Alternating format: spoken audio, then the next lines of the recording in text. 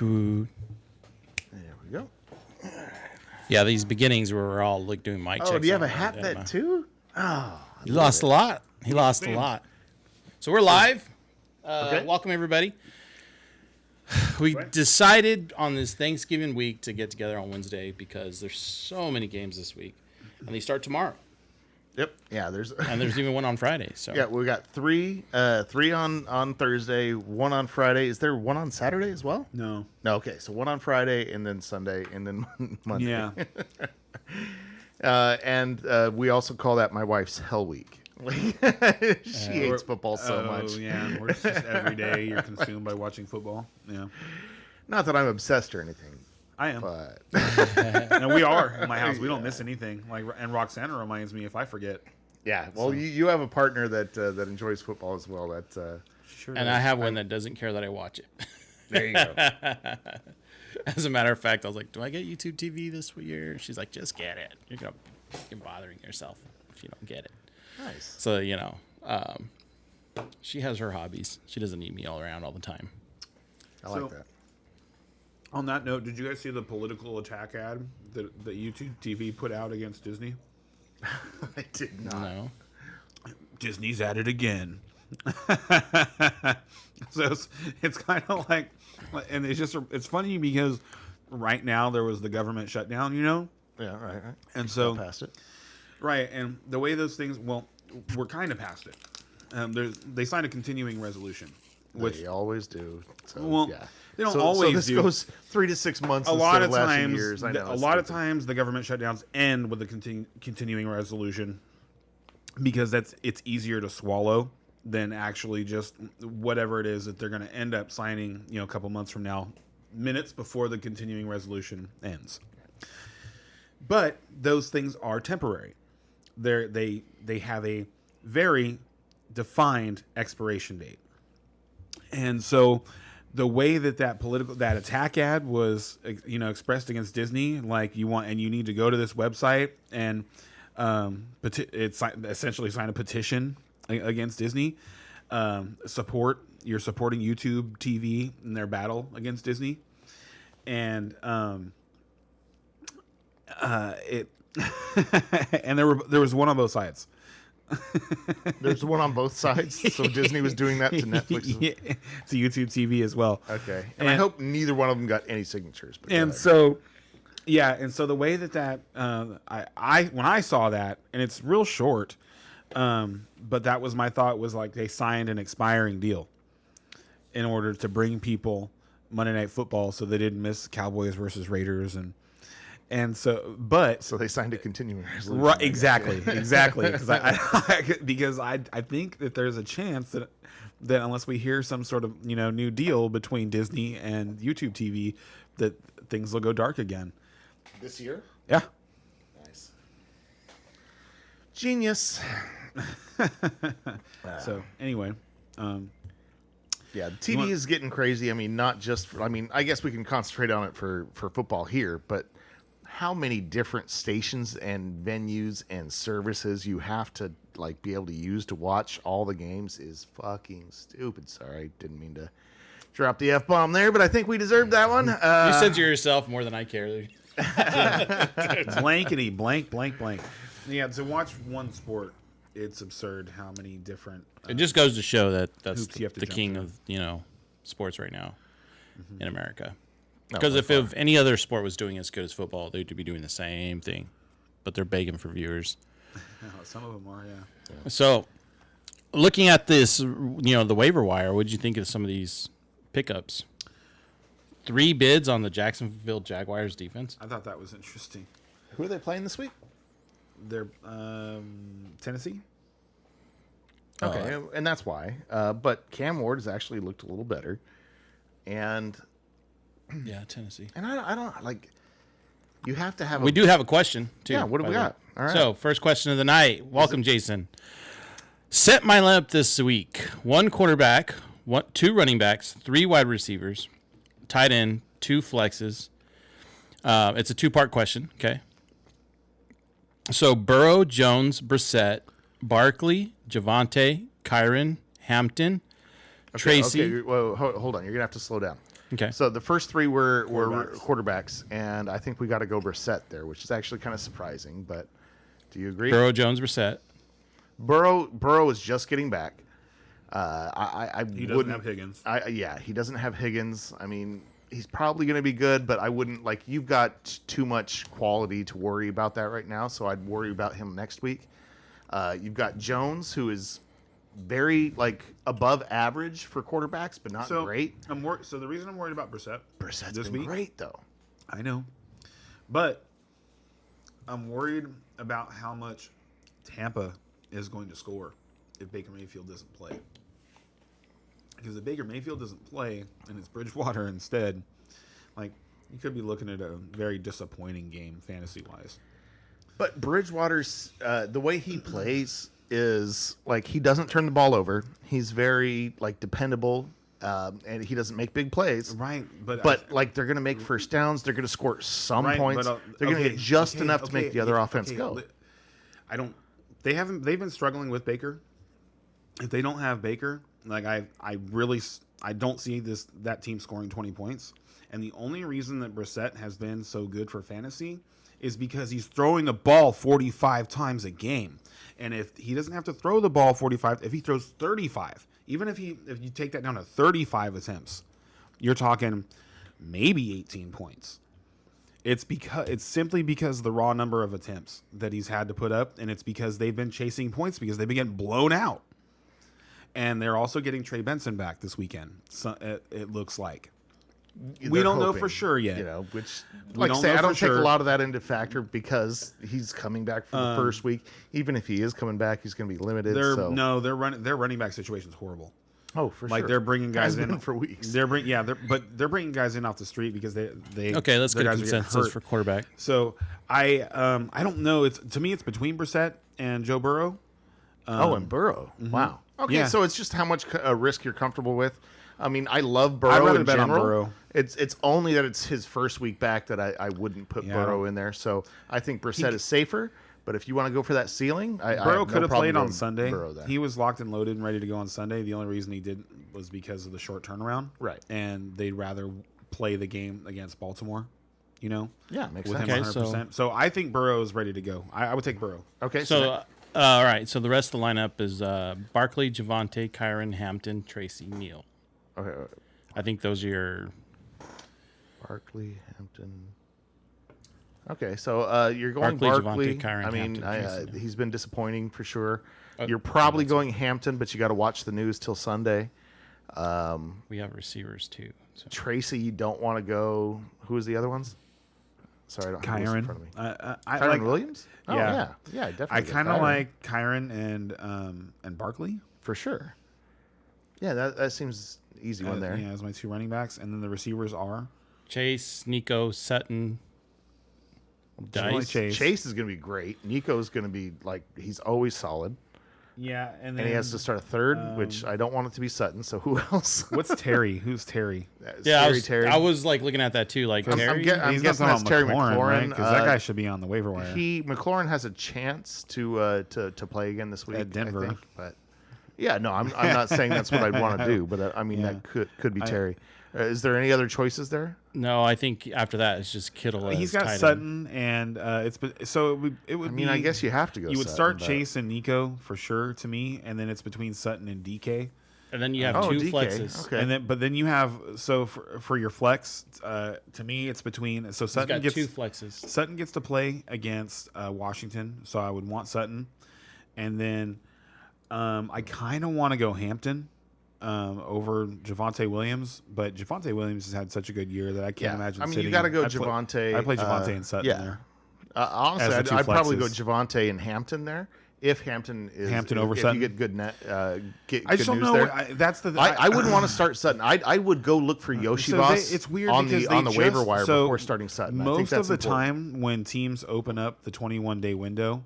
On players, their practice window, they don't play that weekend. Right. It's usually the fall. Typically. Right. And so they just opened the window on Hampton this week. Right. So if he plays this week, I still expect, based on how wishy-washy Harbaugh has been on answers on how the usage, I would still expect that Vidal is going to get a good chunk And of like I the say, work. it's really going to depend on the news coming out of there this week. I mean, it would have to be some real positive news for you to be, oh yeah, let's do Hampton. So I lean Javonte. And for me personally, I lean Javonte and Sutton, but I think we're both on Javonte for sure. Both on Javonte. then- Check out Hampton, and if you have to play Sutton, I'd see if Yoshi Boss is on the waiver wire just in case, because I'd rather do that. And then he's asking, is JD5 worth picking up? I currently have Joe Burrow and Bo Nix as quarterbacks. JD5. So JD JDS. Daniels. It's probably JDS. Daniels. That's No. Jaden Daniels. Daniels. No, That's I Jaden don't Daniels. Jaden Yeah, Daniels it's is gotta on be. the waiver wire.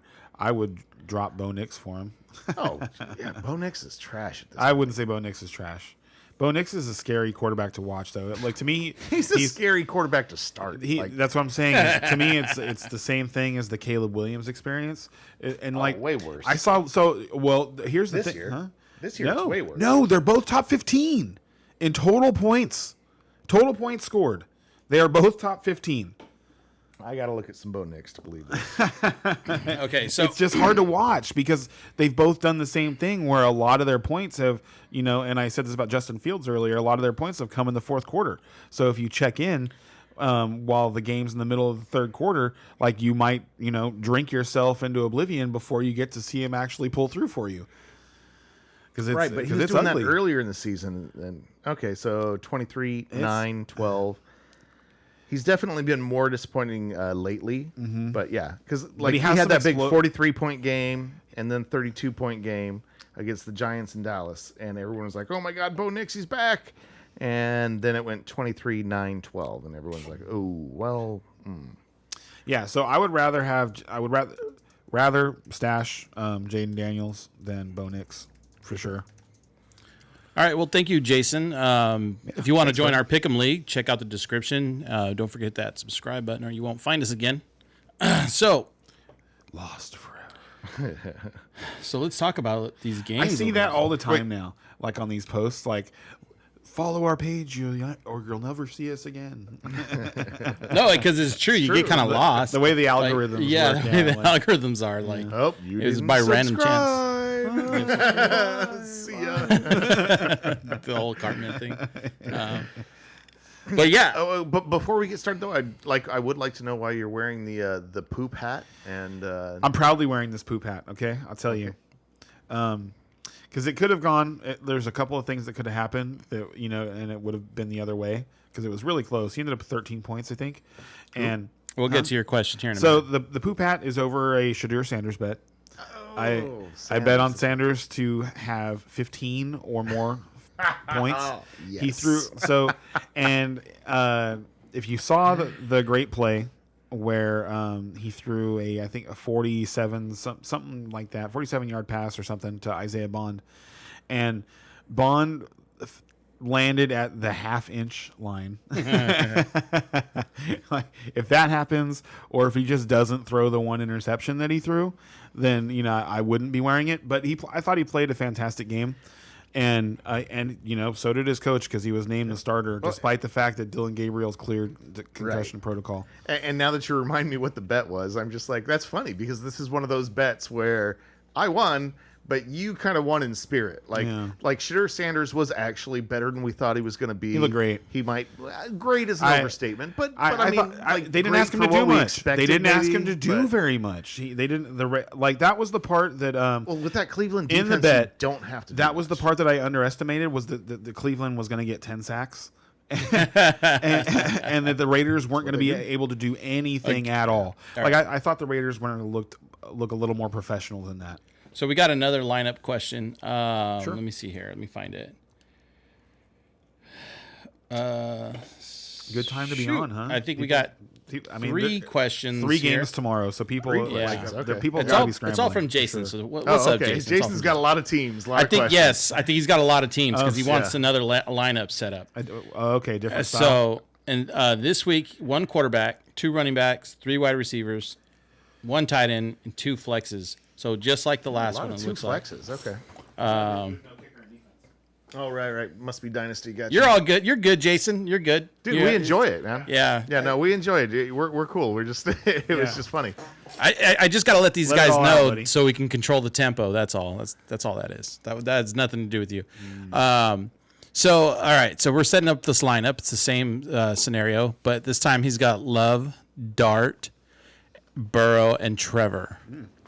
And then I'll read you guys I the have running Love backs and next. Burrow in Top Gun. So that's a good question. I'm really on the fence. Wait, and he's also, but Dart and who else? Love, Dart, Burrow, and Trevor. Trevor Lawrence. Trevor I'm guessing. Lawrence, forget it. Yeah. Oh, I have Lawrence too, actually. And Lawrence is playing against Tennessee, and Still wouldn't. all quarterbacks playing against Tennessee have scored points. Okay, I hear you, but with those choices, to me, he's a throwaway.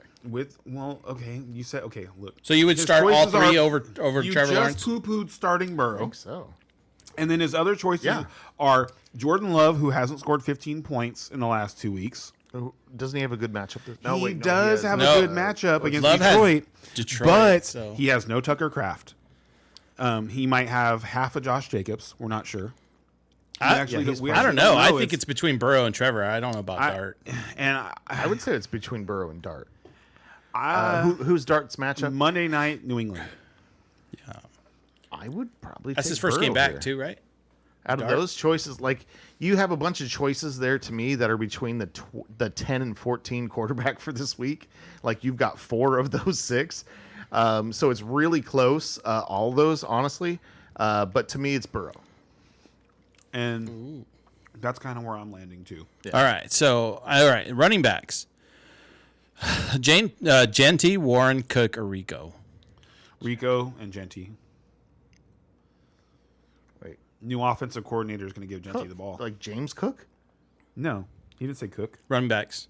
Yeah, I did say Cook. You said Cook? No. Yes, I did. I did say Yeah, Cook. yeah. I'm starting Cook. I love my Pittsburgh defense, but I'm starting. I Cook. shared the link with you guys. That way you could read it off your phones if you wanted to. Oh, dude, can you share the link? I need to send it to my brother too. I just sent it to you. Oh, sorry. Yeah. I don't know if you could pull up the past chat, but Are we behind? Is that what's going on? Okay. yes, we're like.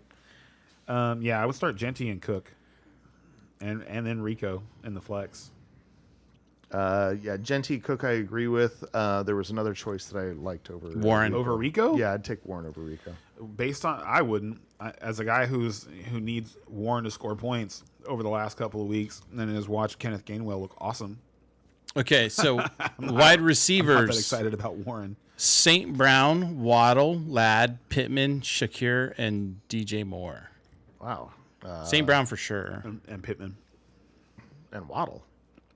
There you go. So 2 of those are your receivers. One of those is one of your flex. Mm-hmm. And then so we need one more flex, and it's either Rico. Rico or Warren, depending on which way I you would take went in the Rico. running backs. So honestly, it'd be probably one of those. I would take Rico. And then tight end is Dallas, Ertz, Theo, or Waller. Waller. God, I heard the news about Did you- Waller. did I you say should grab Theo? more of him. Theo, yeah. As in Theo Johnson. Okay. Yeah, that's not as good of a situation. Wait, what was it again? I I thought would those. Dallas, Ertz, Theo, or Waller. Waller. I was just thinking Warren. You guys don't like Ertz? Dallas, as in Dallas Goddard. I would rather it's play. gotta be. I'd play Goddard. Okay, so Yeah, also not great, but I'd agree. also wants to know, and by the way, here, I'm going to take a quick second to explain what's going on here. So we have on my right, but you can't tell he's on my right, we have Ken, who is like the stat maniac over here, and then we got Brian with just a maniac for shit stats. ton of fantasy experience, and a lot of time his gut instincts are He's right. been around. He can't the explain sun why. I just many keep winning. I'm times. sorry. He can't explain why, but his gut instincts right a lot. Okay, so that's from there. You choose your weak side. Do you have a weak gut instinct, or do you have a weak statistical mind? All right, so question: do you start defenses against your own players? For example, I have Genty and Chargers D is good this week, and I have them. Should I avoid that, or it doesn't matter? No, it doesn't matter. Doesn't matter, Doesn't matter at all.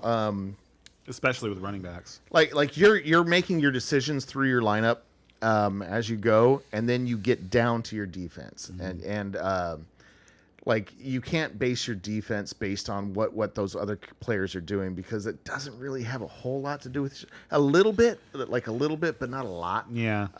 Like your and defense so- can hold them to 180 yards and 120 of them went to Genty. But Genty's the best player, and he still gets 2 touchdowns or something. Yeah. Yeah. No, so I wouldn't take that into account too much. And I believe Los Angeles is what he's talking about. And yeah, that's a great matchup. So.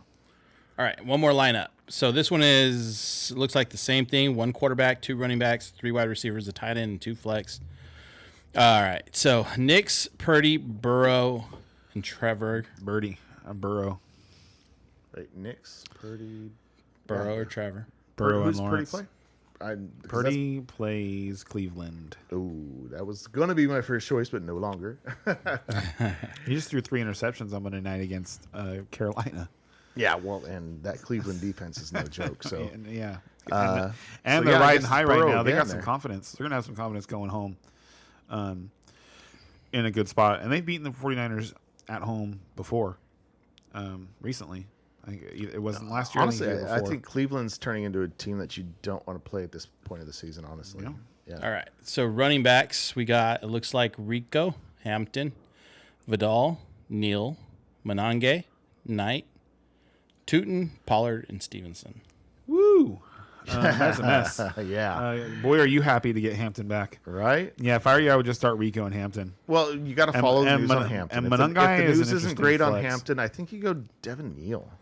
Yeah, Devin Neal has he Like, should get out of that list. I think that's probably your number 2. he should But get you a got bunch to of follow work, the but- news through the week, though. And and the see. thing is like, so Kamara got hurt, right? And everybody is jumping on Devin Neal. I seen that.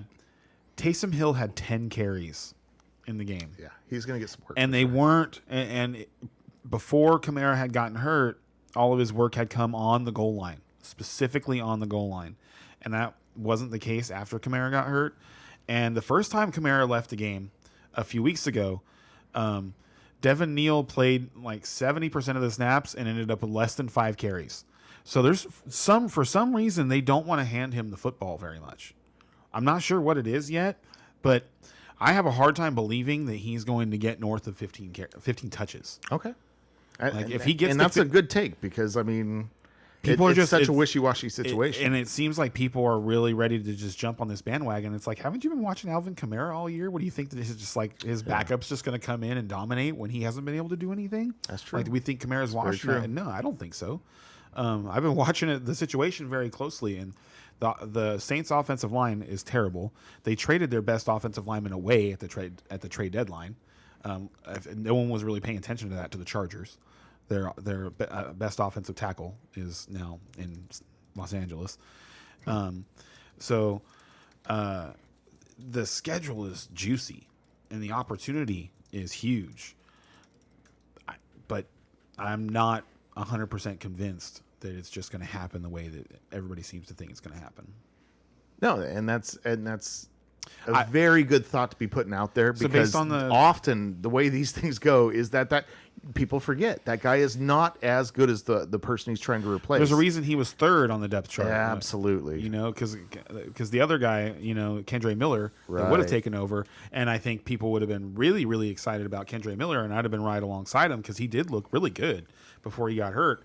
But yeah, he was the number 2 guy, not Devin Neal. So I would actually, unless we get bad news, like if Hampton suits up this weekend, I'd rather play him against the Raiders than gamble on how much usage Devin Neal's going to get, especially considering that we already know he's not the goal line guy. And for sure, but We we already don't that. know what the news Like, is it's on even Hampton. So if without- the news on Hampton is bad, then who on that list do you start over Devin Neal? Then I go Devin Neal. That's what I'm saying. It's like if All right. Hampton, Just want to make sure we're clear. If Hampton suits up, I'd rather play Hampton against the Raiders. I would too. But if he doesn't suit up, I would rather play Neal than Vidal. Agreed. All right, so the receivers are Puka, Nico, Teta, Wandell, Robinson, Shakir, Yeah. Ricky, Tyler. And I think he's got Warren as tight end. So you got to play Puka, Nico, and Wandale, I think. And who's the fourth? There's basically 4 receivers that were must start. So whoever the fourth one is, we're going to throw in one of the flexes. Puka, Nico, Teta. Tet, Tet yeah. McMillan, yeah. And And Tet I'm you okay gotta not put in. starting him this weekend. Yeah. I'd rather play Wandale. Yeah, I agree. But in the flex, I think Tet, and then because you're going to play Tet over all those running backs. For Yes, sure. Yes, agreed. I'd play, and there I'd play Tet, and I would play your other choice at running back, whoever got left out. There's not another wide receiver to go with. The running back should have more opportunity. Who's the fifth receiver? Shakir.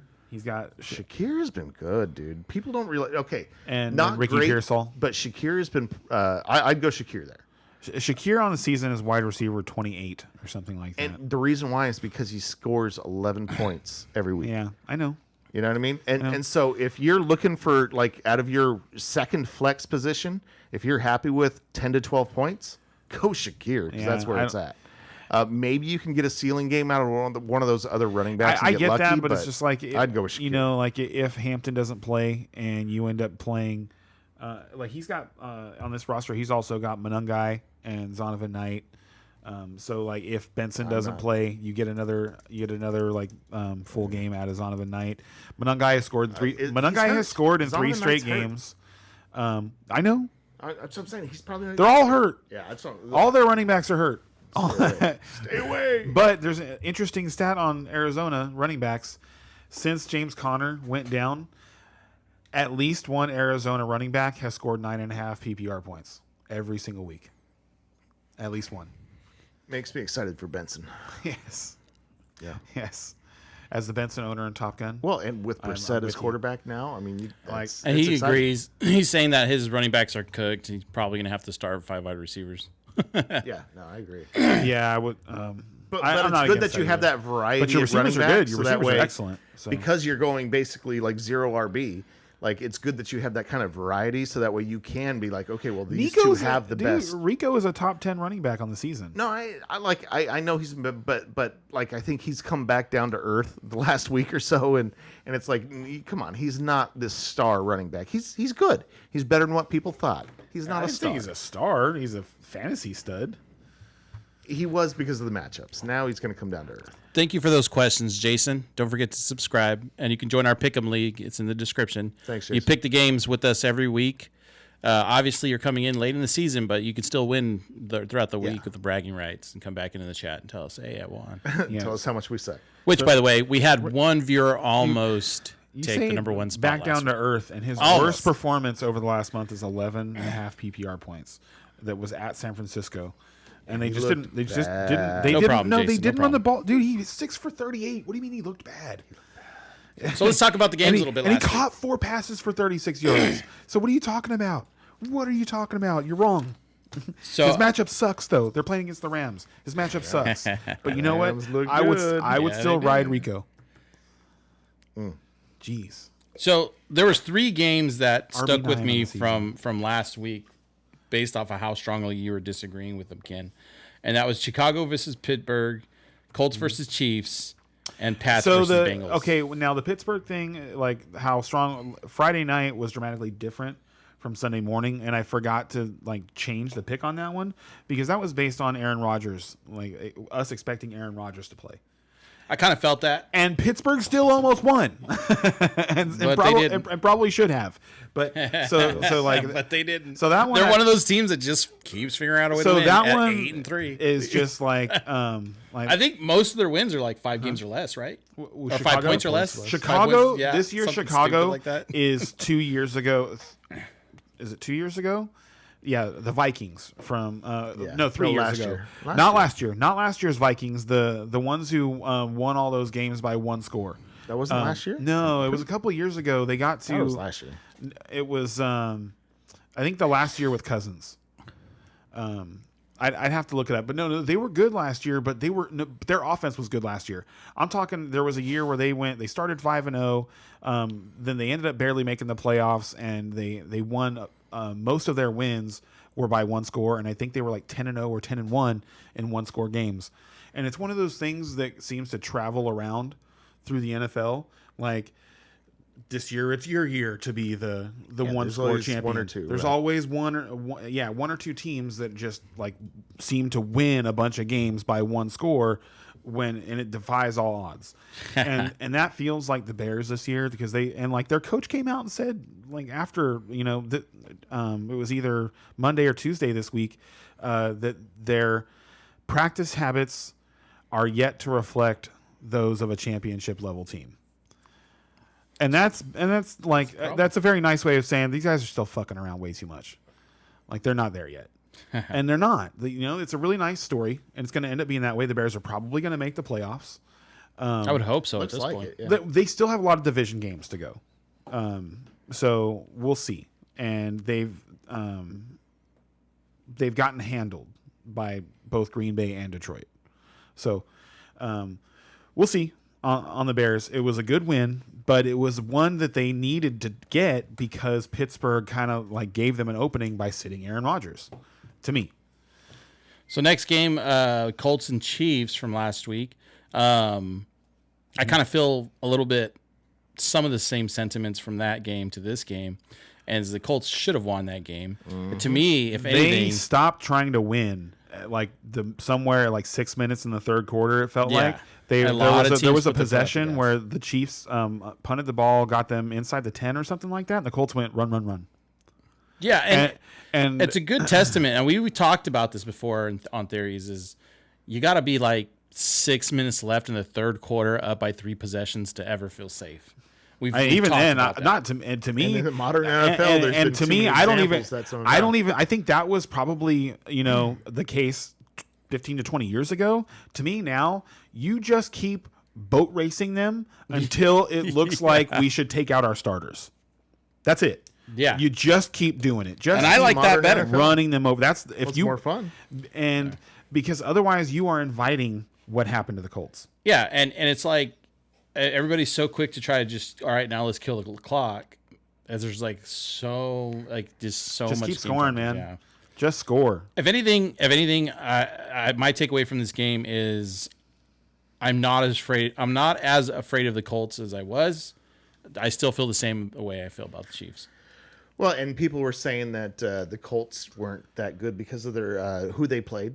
And maybe that showed a little bit. Maybe that was me. I said that they got a little nervous. Mm-hmm. No. I heard more than just you saying that. And then the last one, and the last one, Pats versus the Bengals. I think we kind of know what happened here. You're a little bit more on the Bengals bandwagon. That one I did change. That one I did change that one and pick the Pats. And I know, and the Bengals should have won that game.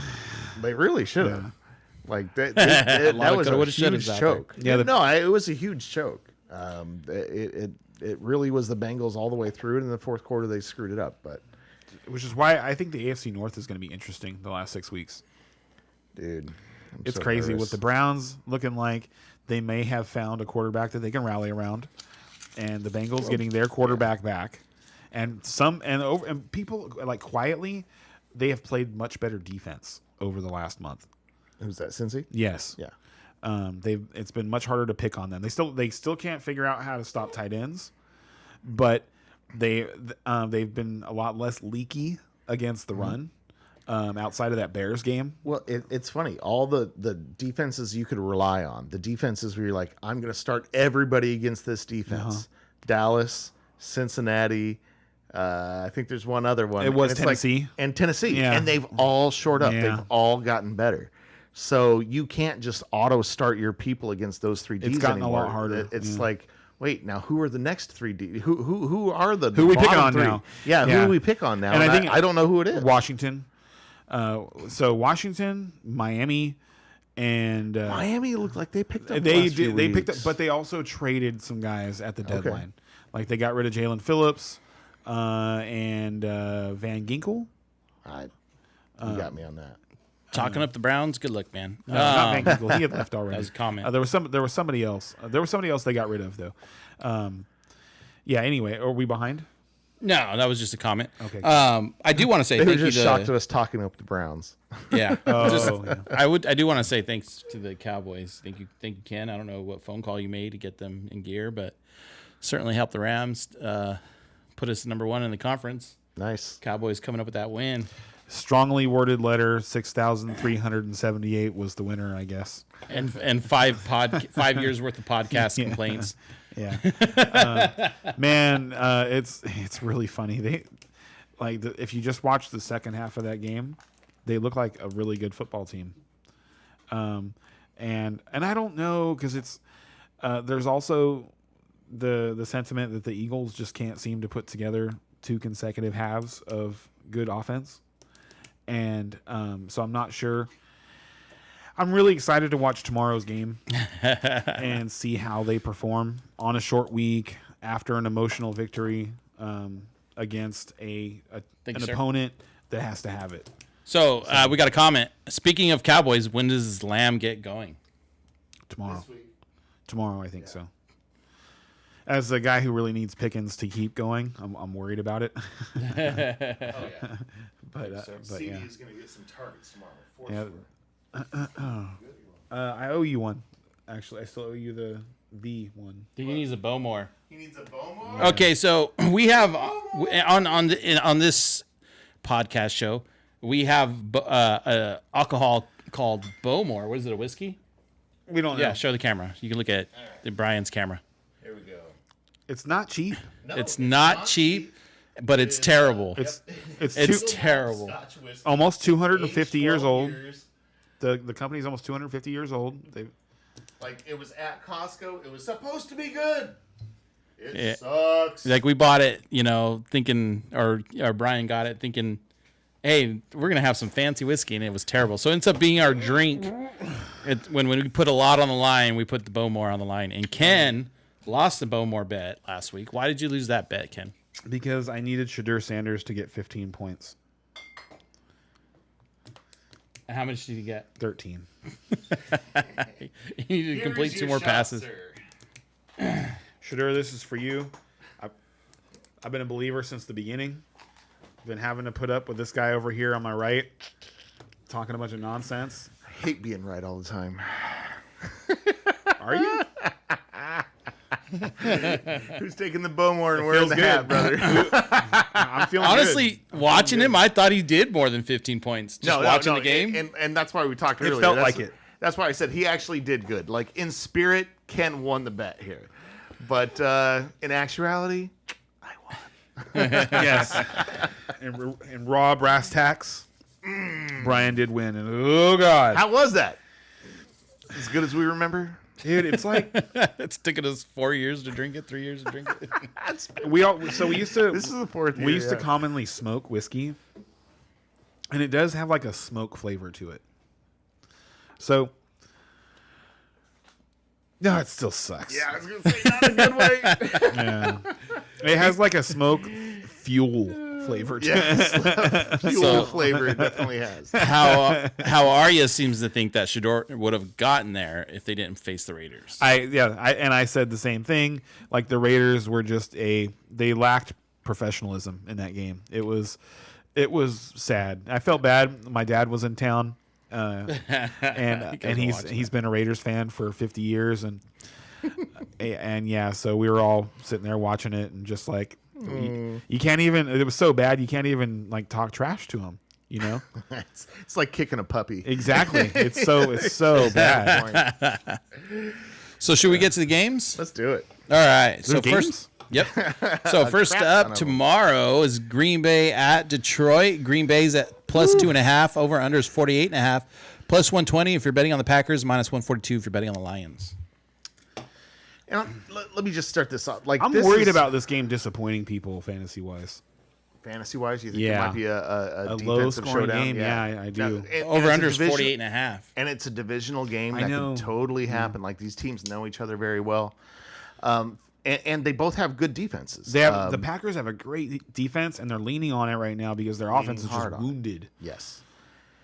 And it's showing. Like, I feel like the Packers are a team that are showing that they're just not quite there right now. And if you watched the game last week against Minnesota, they were completely comfortable to not have to even take any chances.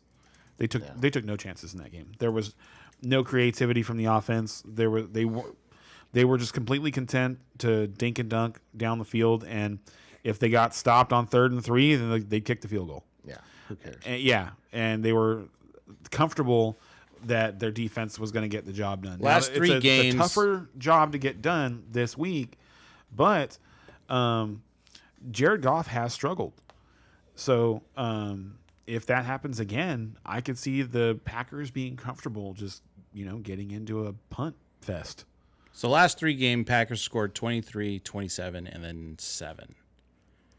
13 the game before that, and then 35. Okay, and even in those 2 games where they scored in the 20s, it didn't feel like it, if that makes sense. Like they weren't playing that well. Like they ended up with that many points, but the Green Bay offense has just been kind of garbage. The I'd be curious to see how keep them many into things. plays of 20-plus yards they've had over that span.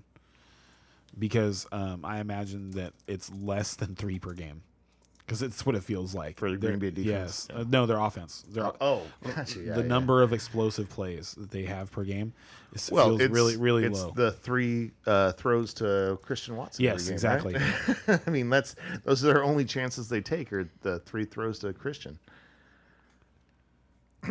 So I like Detroit here. To me, Green Bay is too inconsistent, and Detroit feels like they're just like they're one of those teams where they don't lose multiple games in a row very often. And did you see that they might be getting their center back? Really? Yeah, I thought he was out for the season. No, Frank Ragnow retired, and I believe that there was some sort of deadline for him to file paperwork to unretire, and the speculation was that he is going to unretire and rejoin the team. Wow! And that he's already in playing shape. I'm going to Detroit too. Could be back real soon. I am too.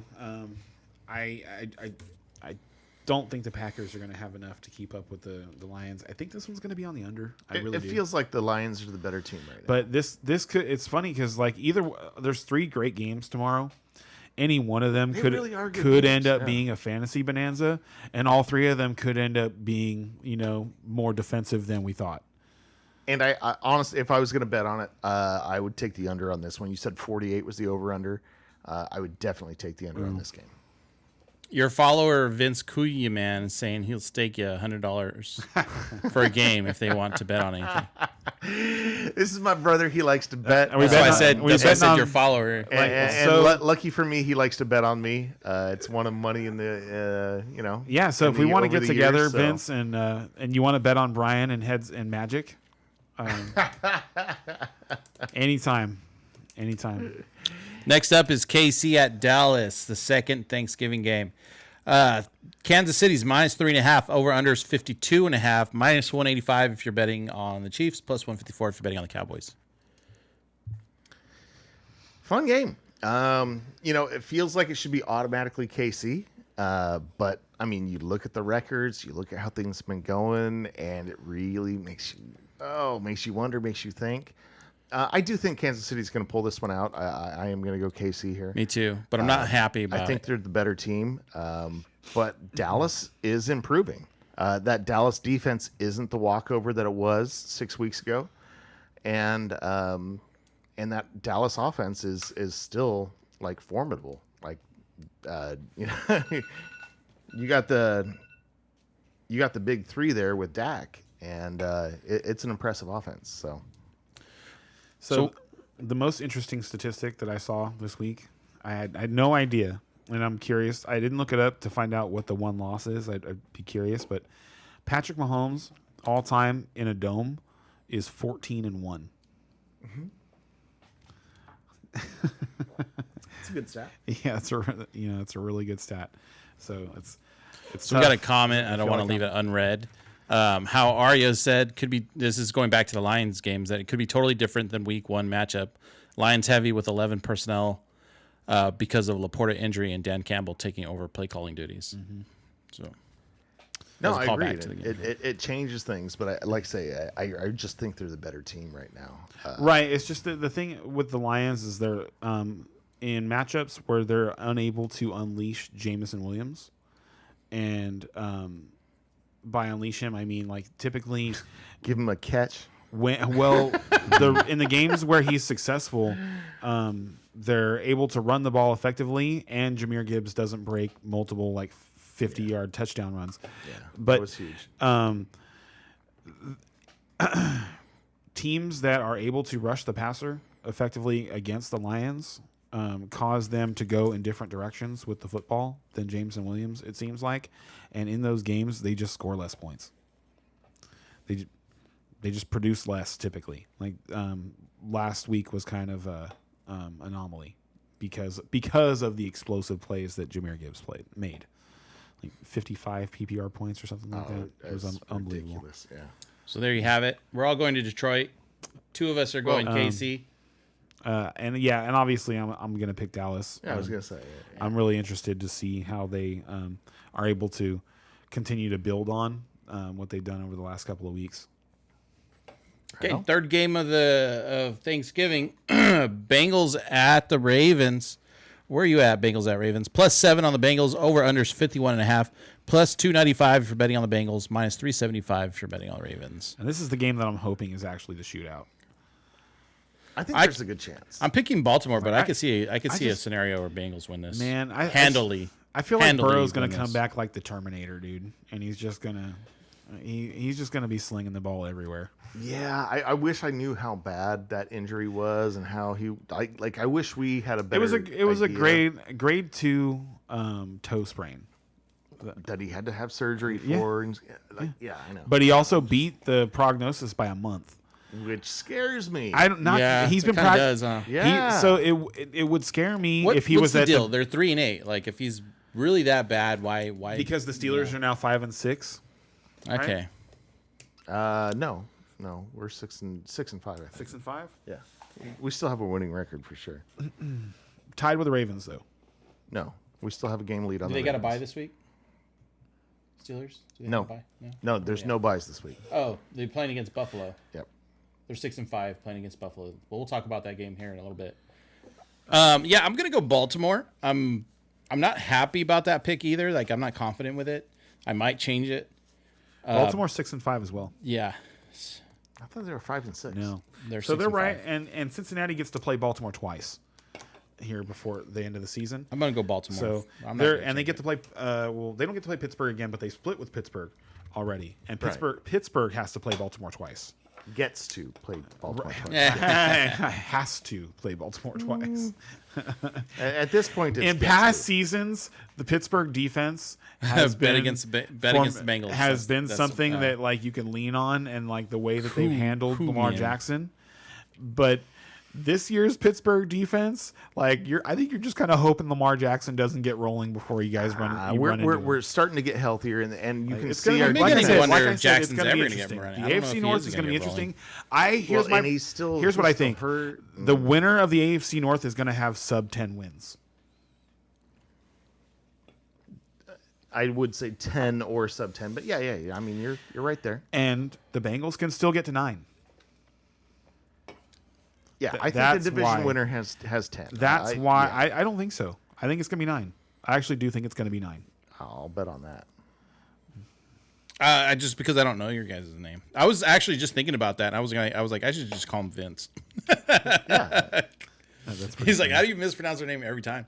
Because we go by our first names. All right, so next up is Chicago at Eagles. I'm picking the Bengals in that game. Okay. Oh, I am too. I'm going to take Joe Burrow. Oh, sweet. You're going to give me a lone wolf on the Ravens? I'll take that. Yeah.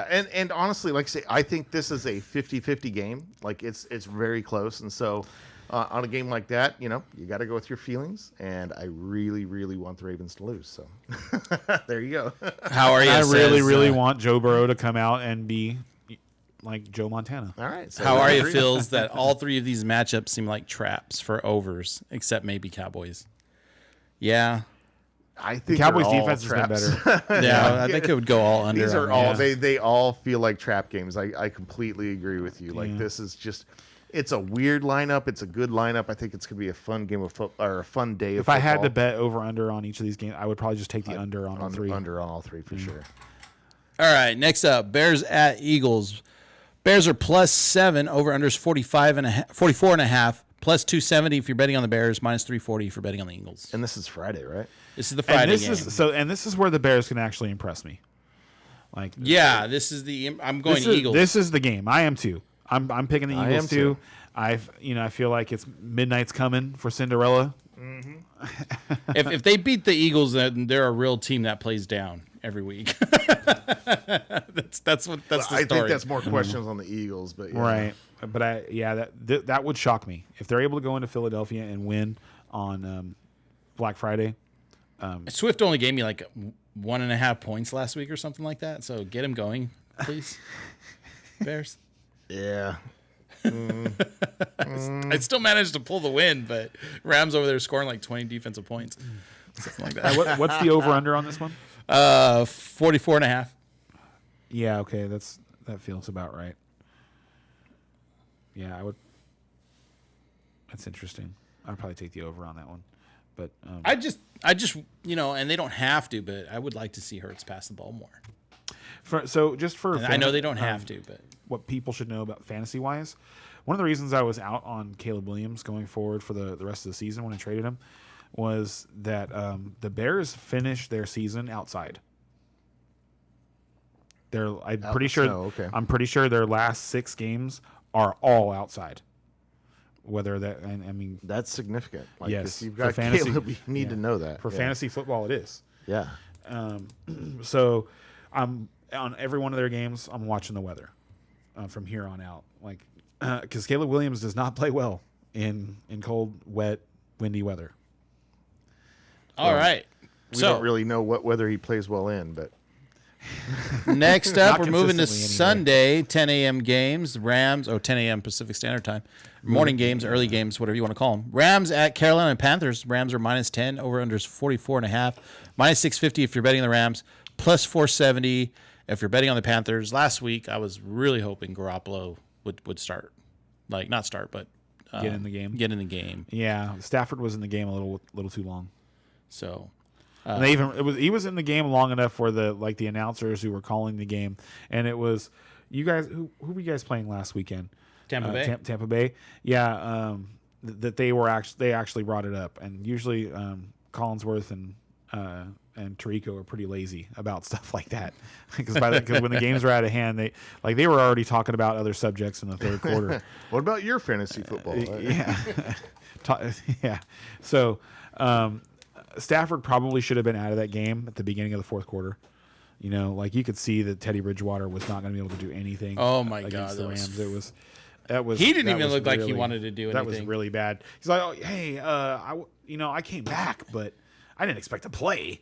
I watched him put on that helmet. I was like, dude, that helmet, and he's got. And what's funny? Head, what I think about when I watch Teddy Bridgewater now is there is a solid group of kids, that were coached by him, in the high school age, that are probably watching him very intently now. No, coach, no, don't go that way. The dude just looked like he was. I think there was one where he just kind of tossed it Yeah, that one was the best play of the game. That was my favorite play of the game, was that toss, and it almost got intercepted. So, how are you wants to know if Barkley's still a no doubt start for fantasy overs? Yeah, even without people are complaining, but I got to tell you, as somebody who invested in Alvin Kamara this year, I've loved me some Saquon Barkley. He's still producing over 10 points per week. Yeah, and it's rough because you expected so much more than what he's giving right now. And you just but you also expect an awakening from this Philadelphia offense at some point. They're too good. They're too good. Yeah. They're going to figure something out. They're going to some new wrinkle in their offense or something like that. And they've already gotten A.J. Brown going. You already don't have to worry about A.J. Brown. So to me, it's just a matter of time before the Saquon Barkley train gets rolling again. And if you have A.J. Brown, it's a real thing. I really think they found something with him. He's going to do well for the rest of the season. If he has more than one game under double digits for the rest of the season, I don't think so. I'd be happy to. I was thinking about putting some trades together to offer you, and then I got lazy and I just didn't do it. And then he went off. And had 15 targets or something like that. And I was like, "Fuck, I can't do it now. It's not gonna work now." He might have been willing to trade him last week, 2 weeks ago. 2 weeks ago now. It's been two solid weeks in a row now, and I think that's going to continue. And they're struggling without Lane Johnson, but they'll get it figured out. Is my expectation as somebody who needs Barkley to have another substandard game. So weekend? Vince over here is I'm throwing scared. jabs. He's saying, Vince you love never- Peyton Manning too. Running backs don't age well. So he's basically saying Peyton Manning didn't age well. Oh, Neither good do running God. backs. All right, so I'm He's going referring to Rams. Peyton Manning because Vince- that's like when he Vince, like, play paid Emmett. attention to football. Play Emmett this weekend. Yeah. Start Emmett Smith, bro. He's good on Thanksgiving. So yeah, I think we're all picking Rams that game, right? For sure. Yeah. Okay, They're so- playing against the Panthers. And then on the other side, Bryce Young, man, how do you go from throwing 450 yards against the Falcons, who were a like upper middle of the pack defense, and then play against the 49ers and struggle to 160 yards or something like that, when the 49ers were giving it up to everybody. The 49ers are coming off of giving up 400-plus yards to Jacoby Brissett without Marvin Harrison Jr., with no running back to speak of. And, like, I still don't 8-4. understand. Like, these Panthers, like, other than Rico Dowdle, I think Panthers' options are just unstartable. Like, you can, like, Tet McMillan is a flex option, but he's someone you drafted to be your wide receiver 2, your wide receiver 3. 3 for sure. Like, Yeah. depending on how you draft it. Like, if you went running back heavy, you're talking about wide receiver 2. Like, if you're a team that went running back heavy at the start of the draft and had two or more running backs in the first 4 rounds, then Tet is probably your wide receiver 2, and it's been extremely disappointing outside of a couple. Yeah. But there were definitely some fantasy heads that have a lot of influence over people that were very high on Tet McMillan and willing to make him, their wide receiver 2 going into the year. So that's another reason that I say that. But because of the way that Bryce Young plays, and it's not Tet, it's Bryce Young, like, he's at best a flex option, and that sucks. And sorry, real quick before we move on from Philly, I had a trade question. We've moved on from Philly. Yeah, this was L.A. We're LA talking about Rams. Rams. we were just talking about Barkley, and so it reminded me of a trade offer that I got, and I That's wanted true, to we get did some go back to opinions. So somebody offered me today Tank Bigsby, who backup for Barkley, and every time he seems to touch the ball, it looks like, wow, that guy might be good. And I got offered him for a 3rd round draft pick in a dynasty league. A high third or a low third? A high 3rd, Was this Iron Throne? maybe. Hold on Maybe. a second. And I was just like, Barkley's 28. So I almost just like accepted, and I was just like, wow. And I started thinking. I about don't it. think I'm not I sure. would. I don't think I would. It's close though, right? Because the thing is like they still have control over Bigsby for at least next year, and Barkley's not going anywhere. So or is he? I don't know. I'm not convinced. I think Barkley's gonna that's play so. again That next my year. point is, I think that's a trade you could make next year. I'd rather just invest in an early 3rd round pick that could end up being a starting running back for somebody this year. 2026. Because I don't think Bigsby is going to be an asset that you can start in 2026 unless Barkley gets hurt. Yeah, maybe. I don't know. It feels like he's got a really good chance to be a starting running back somewhere, but I don't know what you get in the 3rd round of a dynasty draft. What Like, I'll say are you is, getting? on other teams, it would be less likely. The Eagles are a team that wheels and deals. If they generate value on him, and they're able to get I think they give a pick swap to get him, like a 6th and 7th round pick It swap. wasn't much. So if somebody comes and offers him a 5th round pick, he's gone. They will trade him. So if for some reason he's able to get enough work and generate value and the Eagles move on from him, I think you could probably still make that trade in the offseason. I wouldn't do it now.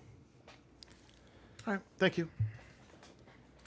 Moving on. I got to refresh my screen. We're going to go to San Francisco at the Browns. And that game looks like -4.5 if you're betting on 49ers. Over-unders 35.5. -238 if you're betting on the Niners. +195 if you're betting on the Browns. Real quick, I just had a thought while he was reading that off. What it reminds me of is Jordan Mason last year. See, I feel like Bigsby's a pretty 'Cause big step up over. Mason. I agree. I agree, but the situation is very similar. And while you see him as a big step up, not everybody is as in tune to actually watching what backups are doing. And to some people, it's just like, yeah, he switched teams, whatever, you know. And so I think based on what people were able to get Jordan Mason for, and now he turned out to be not worth investing in. Right. But you're talking like late second round picks, early third round picks were getting the job done after he got traded into a situation where it looked like he was going to be like the stud. And I don't think that's going to be the situation for Bigsby, even if he gets traded. You're talking about he's most likely going to a murky situation. So like you should still be able to get him later rather than have to invest now and then come February, March, he's still stuck in Philly and you're wishing you had that third round pick back. Well, I think there's a good chance I might have to offer a second for him later on, but that's not a huge. I don't think so. No, that would surprise me. That would surprise me if the price, like you can get. There's going to be an opportunity to buy him before that price changes. Like a high third is a good pick in a 12-man PPR league. A high third is a good pick. Yeah, it's going to be a top 4 pick. So yeah. All right. Yeah, something to think about. Thank you. 49ers Browns. I think this is going to be another ugly game. It sure feels like it. Low scoring? Yeah. Is that what you mean by that? What's the over-under on this one? The 49ers, they struggled. 35.5. Oh, yeah. wow. The See, Vegas agrees. Holy crap. The 49ers really struggled against Carolina. And I meant to bring this up last week as like one of the interesting stats that I saw. So Christian McCaffrey, the top speed that he has reached this season is 17 miles an hour. 2 years ago, that number was over 21. Right. And part of that is he hasn't had those big breakaway runs this year for multiple reasons. There's been all kinds of line changes. But also if you watch, someone also like shared this like clip of stuff. It was just McCaffrey highlights going like from when he was a Panther, and the difference between him 6 years ago and him now is pretty stark. Like he does not have the same speed at all. And so again, against a good defense, I would be surprised if McCaffrey's going to get his 20 plus carries, but I would be surprised if he breaks 50 yards against this Browns defense. It's going to be ugly. And he's still going to score a bunch of points. I was going to say I'd take the 50 He's leading the league in receptions. Yeah. He's leading the league. So Christian McCaffrey for running backs or just period? Period. Oh, that's impressive. Okay. And he's leading the league in carries. Damn. Yes. Last year, folks, don't draft him next year. Yeah, next year. Do not draft him next year. He's going to be tired. What up, Busy? What up, buddy? Hey, dude. Welcome. What a busy. Dude, we were looking for you last week, man. We were going to talk about your trade to me. We were like, it was a very interesting trade, the Chase for McCaffrey trade. Yeah. And to me, it's still 51-49. You know what I mean? Based on what's going on with your team right now, though,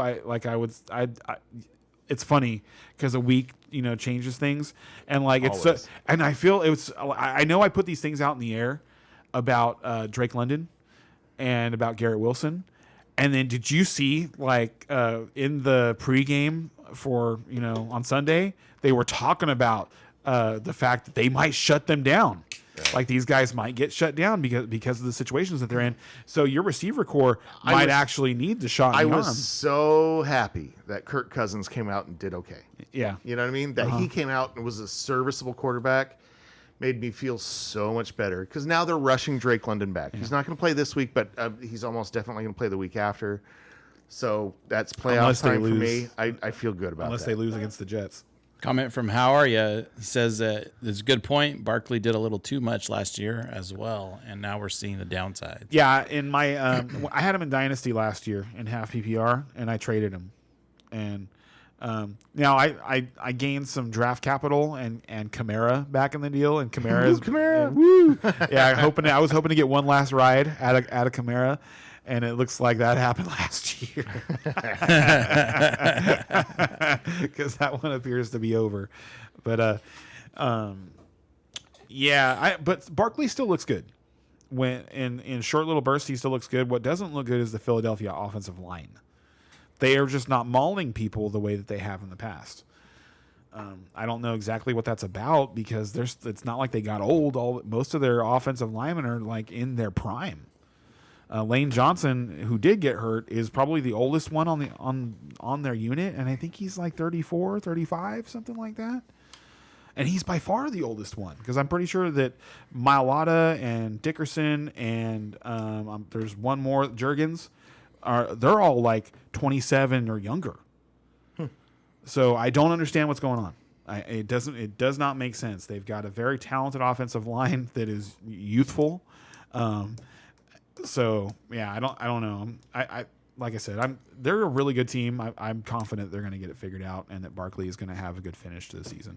He's one of the guys that you should want to have.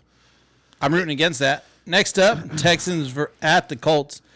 Texans plus 4.5. Over under is 44.5. Plus 180 if you're betting on the Texans. Did we pick that last game? We talked the Browns and Niners. Who'd everybody pick? Oh no, yeah, I picked Niners. Sorry. Yeah, I want to pick. It just goes to show that maybe I can't. I can't. Oh, I think it's going to be a close.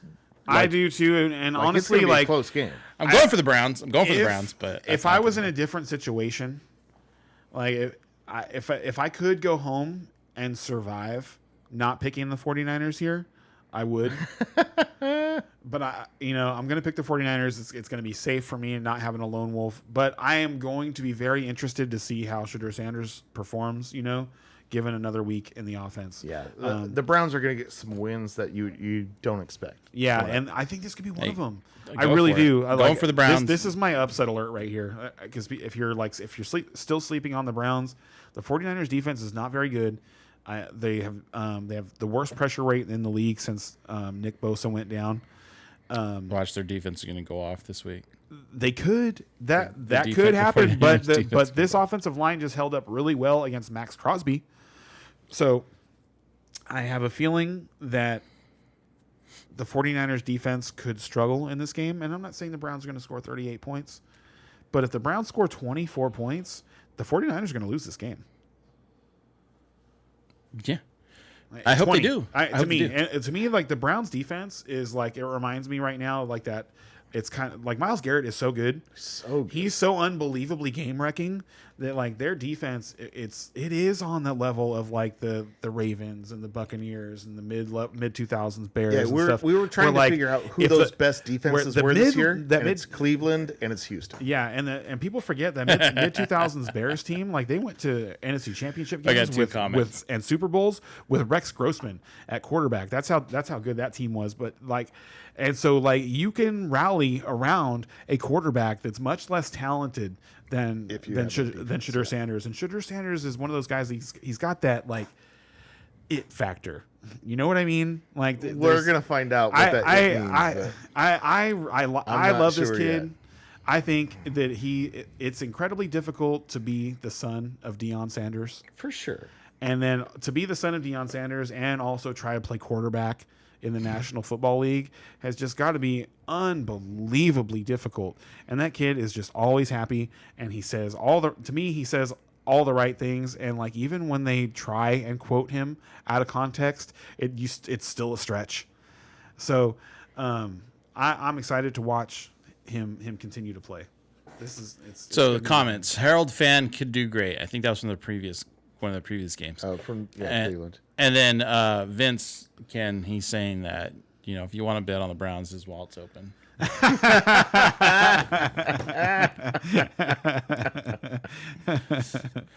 my heart does. Vince. My heart wants to.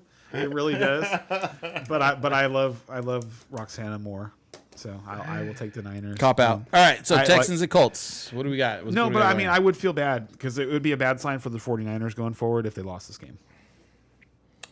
Yeah, Texans Indy here is a tough game.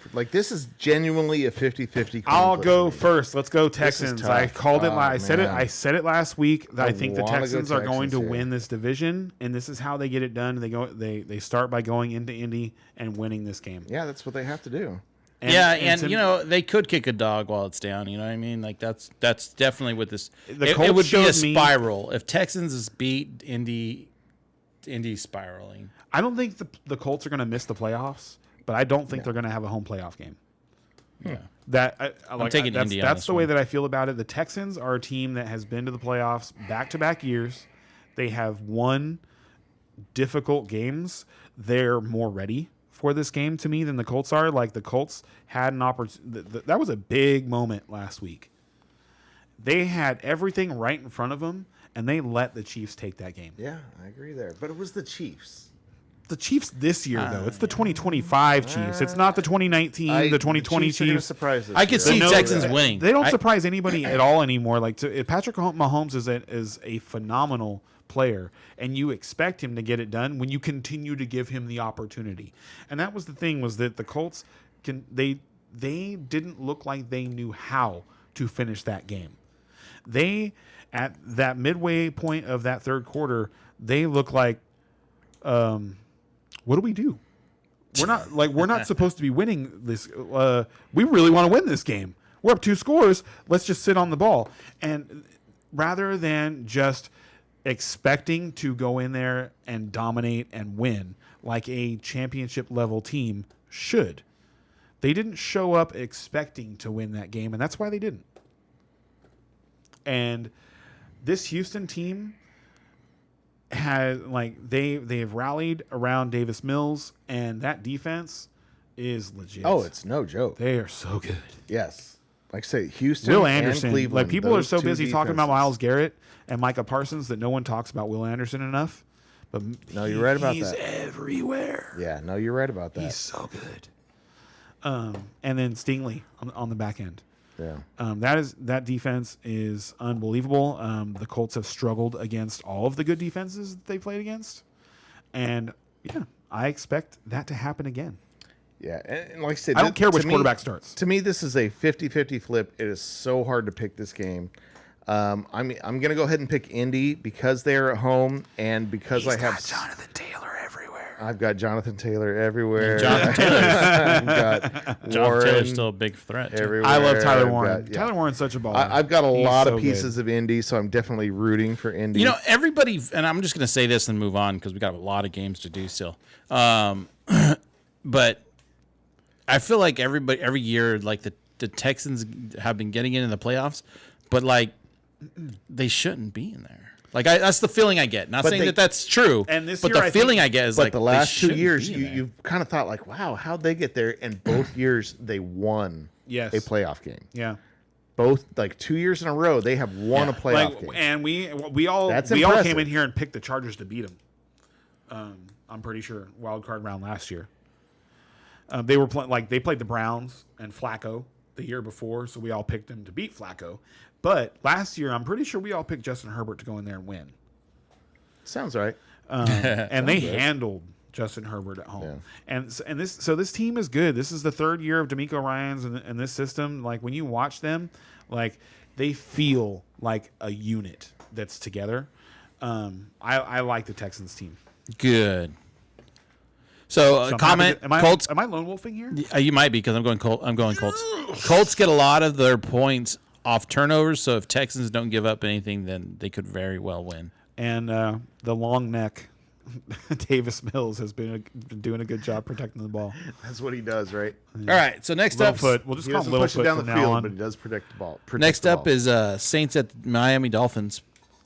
Saints are Game of the 5.5, week, baby. plus 5.5. Over under is 42.5, plus 215 if you're betting on the Saints, minus 265 if you're betting on the Dolphins. I'm going Dolphins. Well, and the funny thing is here is both teams are playing better. Like both of these The teams. Saints took a step back last week. The Saints definitely took a step back last week. Like right now, you're talking about how happy you were that Kirk Cousins came in and played competent football. Like that was an opportunity. The Saints coming off of their bye week at home against a reeling team that's sending in an old battered quarterback who doesn't have it anymore, and they just laid an egg. They completely crapped their pants, and so okay. I don't know. I don't know what to say. Here's right now about some the things to Saints. throw out here. Like first of all, fantasy football wise, if you're looking at the Saints, you should be looking at the Saints defense.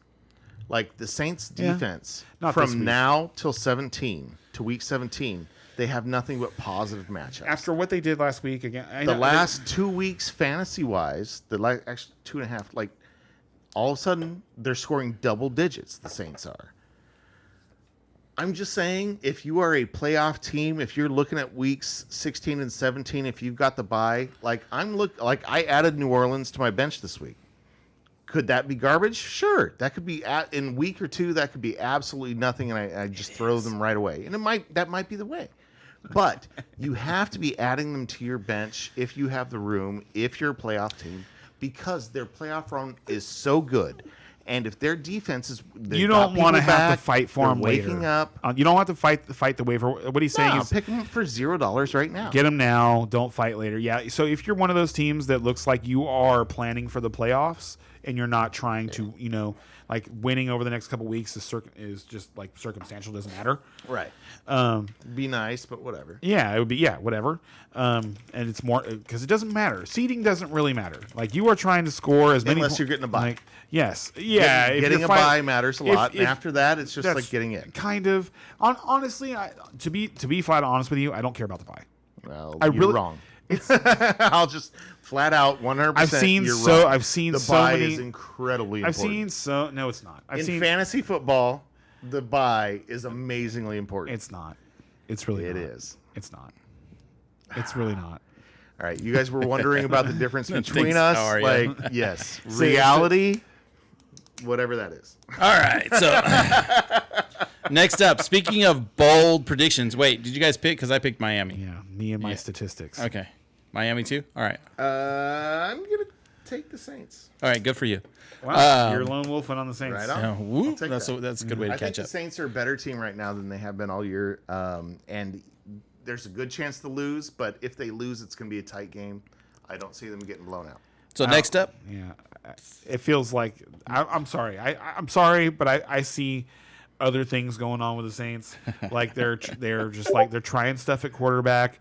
The only good player on their offense was Alvin Kamara, and he hasn't had a good season. And now it looks like it might be over. They Probably is. released Brandon Cooks this week. They traded their best offensive lineman at the trade deadline.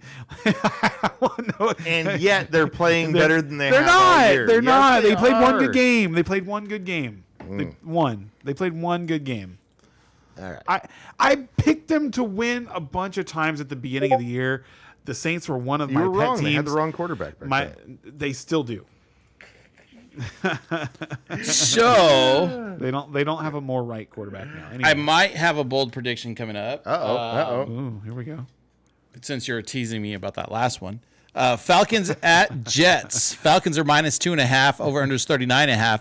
Minus 148 if you're betting on the Falcons. Plus 124 if you're betting on the Jets. I am taking the Jets this week. I am too. Wow. Falcons. I'm all over. That makes me feel better, but I thought I was going to lone wolf that one. He's lone wolfing on NFC South teams, people. I will take the Falcons here for sure. I feel really good about it. I'm surprised you guys are excited to take the Jets. I am. Why? Why? Because I don't see it. Because they have a competent quarterback now. Something like that. So we got a comment coming in from actually one of my buddies. Kuntz, What's up? bringing up old shit, wants to know how we think of Derek Carr in this lobby. Derek Carr? Derek We were done with the old people segment. He is not going to make asked the that? Hall of Fame. We're from, and you know what? We're from the Central Valley. Yeah, I mean, We're love from Carr. where he comes from. Love the Carr brothers. Yeah, we I are. mean, We are. An hour Good on and him. 15 minutes from where he's from the where Valley, he too, played that's high why I school. Yeah. I'm just saying he's great, but He said, "You're right." retired.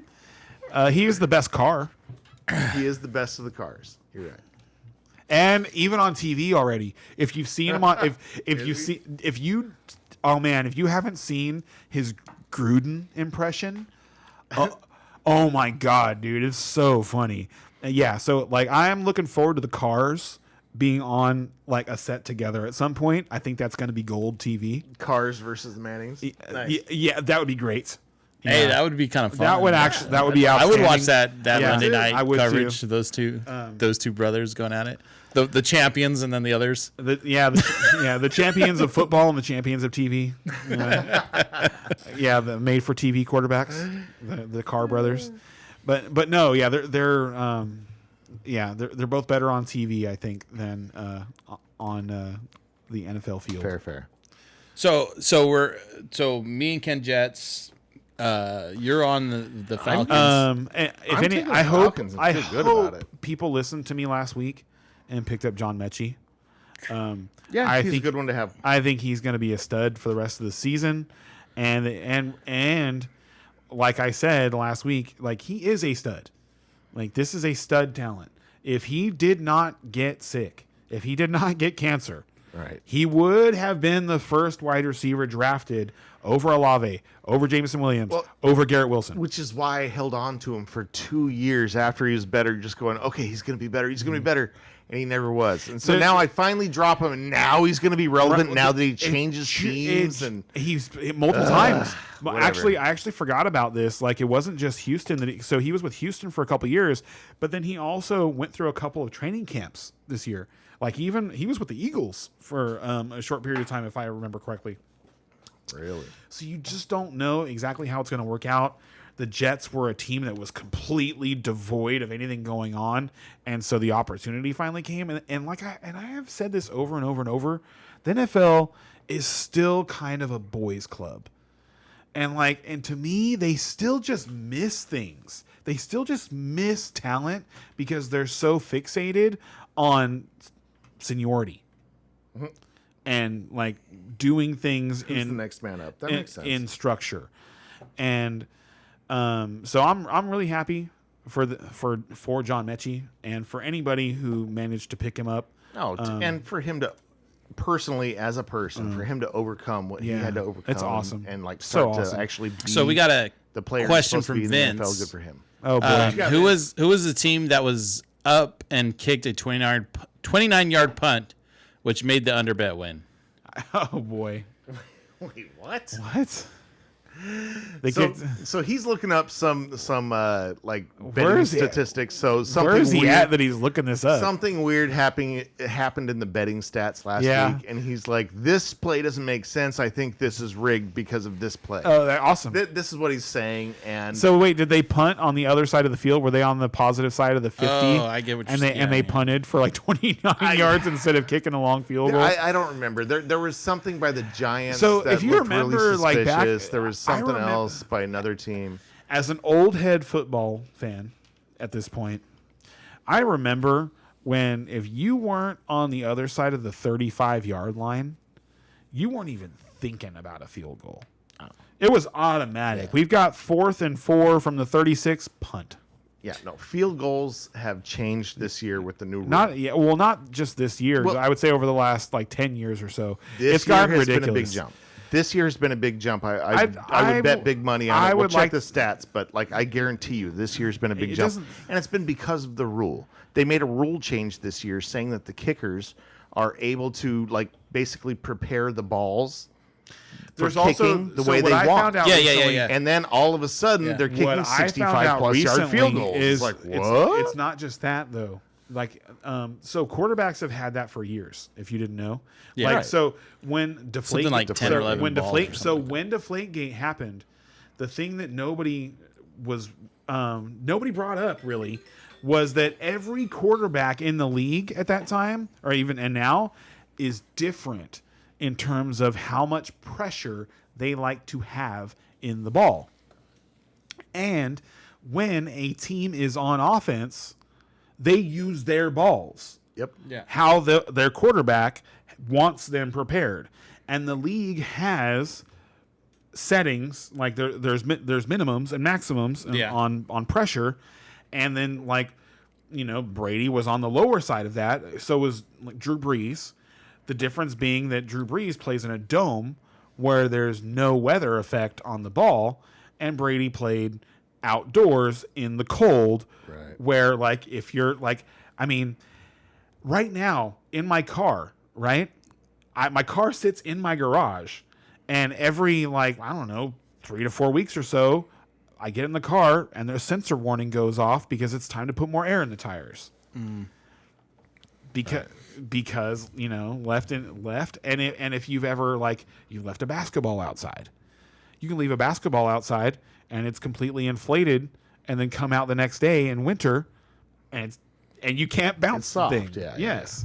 And no one wanted to do that, but the kickers not only have that, they also have different regulations on the ball. Yeah, the ball is bigger. They have a whole different set of regulations. I just found that out recently. I want to say last 2 or 3 weeks I figured that out. So there's a whole there's and so to me I don't like it. I don't like that. I would like the kickers. I don't like that at all. I will say that I do like it.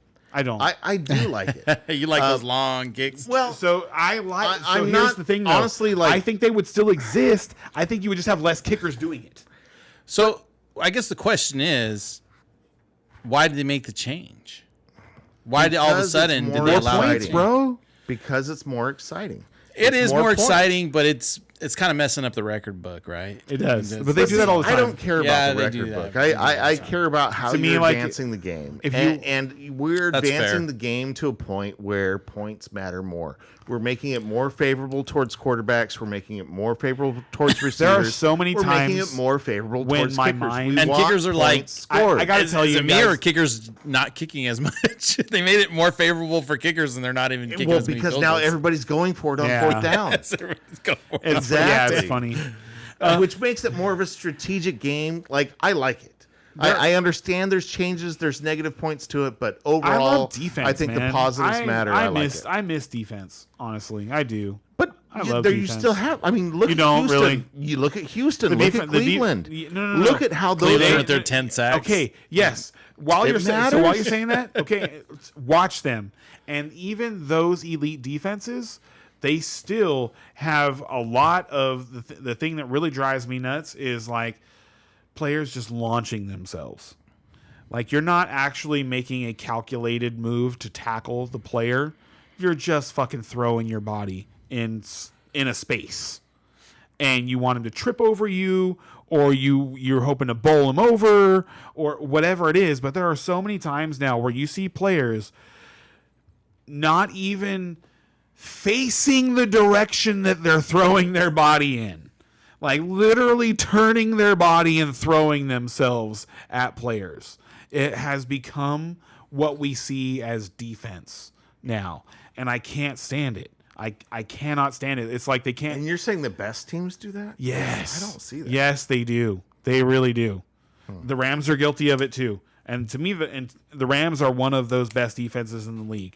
But yes, for sure, all the top three, it's the way that the people play defense now. And like we start talking about adjustments that have been made to the game that lead to more points, and every single time we do it, my brain thinks of arena football. Every single time. Because arena and football. The reason I say that is because 30 years ago, arena football was already here in terms of points being scored and stuff like that. It was ridiculous. And now the NFL, like week in, week out, you have a handful of games that are like arena football games in terms of scoring and just get completely out of control, where teams are like, how many games did Dallas play at the beginning of the year where they both teams scored north of 30 points? And those are the games that get replayed 100 times that everybody loves. And yeah. Which is why the rules are getting moved towards those kind of games. So but Vince but that doesn't mean it's better football. It means it's better money. Well, does that mean it's a better product? Hard to say. What does Vince have to say? He doesn't care about record books. He's saying that would Jack Nicholson beat Tiger? Record books are dumb. So that was it. What? He went with the golf reference. That's moving into golf. No, that's a good reference because we all kind of expected Tiger to eventually just break that record. Like that. And he would have if it wasn't for circumstances, but yeah, circumstances he has happen. injuries. So many injuries, certain back injuries and personal The circumstances. personal stuff happened after the injuries.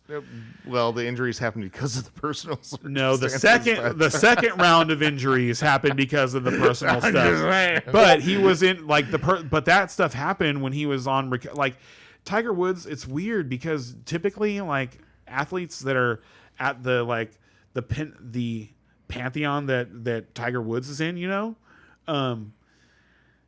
they are able to overcome injuries. Like Brady had an ACL tear where he missed an entire year. Michael Jordan missed almost an entire season from a broken ankle. Different sports, different injuries. That's hard to compare, man. It does. Very much He didn't have the same. Those were different injuries. Tiger Woods' demise came from his back. Right, and precision sport versus physical sport. Vince says he changed the environment of the sport. Oh yeah, for sure. Tiger. Yeah. Oh well, yeah. He changed. Yeah, he changed golf. Golf has so many more fans than before Tiger Woods. But I wasn't a golf. My fan point was Tiger is Woods. that to me Tiger Woods is a much more talented golfer than Jack Nicholson ever was. Yes. But Nicholson has all the records because he had the longevity. So and Tiger got hurt. And he me, that's like comparing Kareem Abdul-Jabbar to Bill Russell. Yeah. Bill Russell has 11 championships. And I think that's the point. Is it's one of those impossible comparisons. Take aside. Right. So Vince likes those. I do too. So still on the early games. Oh my God, we got to get moving. You're right. Cardinals at Tampa Bay. Cardinals plus 2.5. Over under is 43.5. Plus 114 if you're betting on the Cardinals. Minus 135 if you're betting on the Bucks. I think this is the get right game for Tampa Bay. They've they've had a really rough schedule, and they've played tough. They've been they've been soldiers through it. But now they're getting to a soft part of their schedule where they can lock up the playoff spot, and I think it starts this weekend. Oh man, I was picking Tampa Bay, and this is one of those 50-50 games that I'm going to pick the Cardinals for right now, and I'm probably and if Baker plays, it's not though. I'm probably going to go back and forth 3 times before this game happens. So just so you guys know, this is not a real pick. This is I don't know, but I'm going to take Arizona for right now. Brissett has been playing so good. It feels like they're going to surprise some people. And Brissett has been producing fantasy points. Tampa Bay seems like a team that can be surprised football right now. Like Tampa Bay has not been playing well. So we got to call back to the Jets. So he wants to know, why could the Jets win? Right? He's interested because 2 out of 3 of us did pick the Jets, and Breece Hall, baby. Yeah, Hall, and the fact that John Mechie. Yeah, so Breece Hall and John Mechie. And they just looked good. They just look good. Also, an underrated thing about the Jets this year they want to win is their offensive line is excellent. They've actually played excellent football. They were I'm pretty sure they're top 5 in sacks allowed. So they're gonna give Tyrod Taylor time, and the back end of this Falcons defense is not good. Well, but Tyrod Taylor doesn't have much of a deep ball either right now. No, but he's very much. I don't think that matters. He makes good decisions. He makes good short field decisions. Don't get me wrong. And Mechie's somebody who for can, years. That's why he's still in the NFL. And he's got guys in Breece Hall and Mason Taylor and John Mechie who he can get the ball to, within 10 yards of the line of scrimmage, and they can make things happen. So I was the guy that took Atlanta. So. That's he did. He sure did. And proud of it. Okay, right. So I'm picking Tampa Bay. You're picking Cardinals. Yeah, I might change that, but yeah. You're picking. And I picked the Bucks. Like I expect still right now. I expect Baker to play. I think that's going to happen. Yeah. It would really surprise me if Baker he doesn't play. Then I really take the Cardinals. Right. And I'd be really on the fence. Like I might end up changing my pick and picking the Cardinals if that's the case, because Bridgewater looked really bad. Yeah, Bridgewater is not like he's a certain kind of quarterback.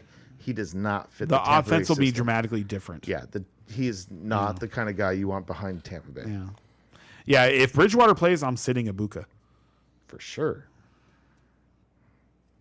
Like, if Bridgewater plays, I'm going to sit Ibuka and and play almost anybody else.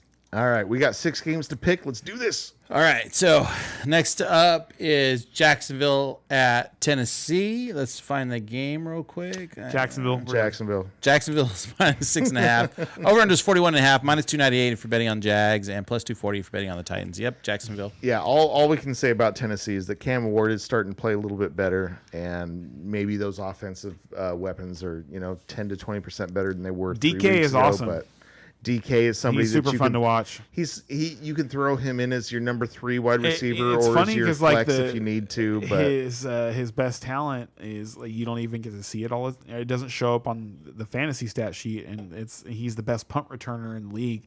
Right. He might actually break the NFL record Yeah, for looks like he all-purpose will. yards. Yeah. Yeah. So it's he's fun to watch. He's the best part of their team. But Jacksonville is fighting for a playoff spot, yeah. a possible division championship. They're a team that's been close before, so I expect them to handle their business yeah, this weekend. Tennessee wants to lose, so if if Jacksonville loses here, like they are in trouble. So give me Jacksonville. Jacksonville wants to see that playoff. Yep, Jacksonville. So next up, Minnesota at Seahawks. Minnesota's plus 11.5. Over under is 41.5. Plus 525 if you're betting on the Vikings. Minus 750 if you're betting on the Seahawks. I almost want to bet on the Vikings just because of that disrespect of the plus 11.5. Well, and that defense can do weird things, man. That Minnesota defense, like they're kind of similar to the Pittsburgh defense in that they're very inconsistent. But man, when they're on fire, they're on fire, and they can really like turn things around and like just win a game on their own. Darnold knows them all, though. That's true. This is definitely the revenge game of all revenge games. And I'm taking Seattle anyway. Gets them at home. I'm taking. It looks like Seattle's the better team. Minnesota putting McCarthy in the box again. No, McCarthy's on the bench. Is to me. That's what I'm saying. In the box, they put him away. Put him in the penalty box. Okay. Or I'm not even saying like they closed it up into a I'm box. just saying there's no boxes in the NFL, so I'm like, what are you talking about? Okay, all right, got you. Okay, where do you put your decorations for the holiday after the holiday is over? In a box, on the shelf, in the garage. All right. That's what I'm saying is they put them in a box on a shelf in the garage. And to me, that is Minnesota waving the white flag on the season, because that's the second time and this time he didn't even leave the game. He reported symptoms on the flight home. Yeah. No, that's what they're saying. I know. That's what they're saying. And what this is they want to see what their other rookie can do, just to see if there's anything in him. Yeah, we're all excited about Max Brosmer. Like, no, this is a problem. Like, this is a problem if you're a Minnesota fan. This is a problem if you've got JJ McCarthy in your freaking dynasty league. But yeah, you should have asked me. I told you. Cam Ward is a heck of a lot better right now. So he looks better though. Just this last week. No, he looks a lot better. Cam Ward looks a lot more capable as an NFL quarterback to me. Right now, I'd be happy to have neither of them and taking anybody else other than one of those I'm fine. I'd be fine with having Cam Ward on my dynasty team. In a super flex league, I'd be fine with having Cam Ward on my team if we're in the process of a rebuild. That's what I'm saying. Which you qualifications there. Which you are. Not really. Not really. It's either because in a dynasty league, you're either rebuilding or you're chasing a championship. And I'm saying, like, if you're chasing a championship, he's not really an asset for you. But if you're rebuilding, he's a quarterback that I'd be fine with having. I feel like he's shown enough that he is going to start through the duration of at least his rookie contract. So Vince believes there should be a box in football. Get a 4-down timeout. That's funny. I'm not completely opposed to that. Versus this, there should be a penalty box in football. You get a timeout. I'm not completely opposed to this idea because it's like rather than just getting the boot. You know what I mean? Like put him on timeout. Put him on a make it a real penalty for the team. Yeah, like a one drive. Like you're out for the rest of this drive. And then he's on TV too, so it's just super embarrassing for the player, which is way worse than actually taking a game check from them. Clean up a lot of that. Yeah, that would be fun. Actually, I like the fun factor on that one. Yeah, I do love the fun factor on that, Vince. I love it. Actually, that's great. A penalty, yes. a timeout box. Yep, you're out for this drive. Stop kicking these guys out. We need them to play football. But he was bad boy. He needs a timeout. Well, and there's a lot of bonuses on the line too. So it's like you mess with their money. Yeah, you do. Yeah, and so and on from that perspective, like kicking a player out of a game definitely like it hurts some players more than it hurts other players. And the idea for these penalties is for them to be justice, like right. And so you want them to be equal. You don't you shouldn't be penalized, and then that would kind of mitigate some of that. And so and it would be fun. It would be super fun. If we're speaking about like equality and penalties right now, we have to bring up. Okay, last week Chase got suspended for one game for spitting, right? Nut punching. You're gonna bring up the nut punching is one game as well. No, that doesn't. Like, right. come on, man. Yeah. Okay, so if I can spit on you and get a game, or punch you in the nuts as hard as I can and get a game, I gotta tell you, guess which one I'm gonna choose every time. You go ahead and spit on me. Like you are getting. I would much rather get spit on than get my nuts punched. Yeah. Oh, absolutely. That's crazy. That was a crazy thing to me when that came out. I was just like the same you know what? I think I would. Yeah. Here's the thing, and I'm just gonna say this, and I'm gonna move on, but. I don't know. I don't know about that one. That's a tough one for me because it's really? Those are close. I am now in danger to anything you have wrong with you. And it's so funny because I was going to say that if you spit on me. That those two things being equal feels COVID related. It doesn't necessarily have to be COVID related, but those guys, a lot of those guys are dirty guys. They're not clean guys. All I'm saying on is me all you want before you when COVID happened, nuts, a lot more people became aware that germs existed. And for me, it's because my wife is in the medical field, so I get it. Funny though. I hear a lot of that. No, but I did not think of that. Think about that. That's I did. I was thinking about that, and I would still rather get spit on than punched in the nuts. Absolutely. All right. So next up, Buffalo at Pittsburgh. Brian's game -3.5 for Buffalo. Over under is 46.5. -192 if you're betting on the Bills. Plus 160 if you're betting on the Steelers. Yeah. Fun in a lot of ways. I'm really glad we're at home. I'm gonna take the Steelers, of course, because they're my team. But this is another really tough game. If you're a Buffalo fan, you got to be nervous about this game. This is not something you feel good about going into Pittsburgh at this point, especially when we're desperate like this. So's Buffalo. And you're right. So is Buffalo. Like they have been losing. They are now multiple games behind in their division. So they are on the road coming into Pittsburgh. I like Pittsburgh here, and I feel better about this game than I have about a couple of the others. Like I think Pittsburgh's going to win. Okay. I do not. Yeah, I think Buffalo too. I think Buffalo is going to win, and it fits perfectly in line with how they've been up and down. I'll take them too. They've had solid performance, weak performance, solid performance, weak performance. And they're coming off a weak performance, and then they've had 10 days to prepare for the Steelers. So I do like the Bills here.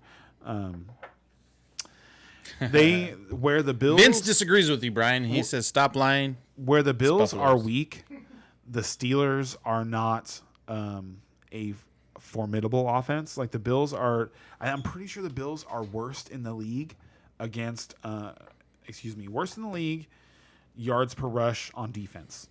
They're giving up the most yards per rush on defense, but the Steelers don't commit to running the football.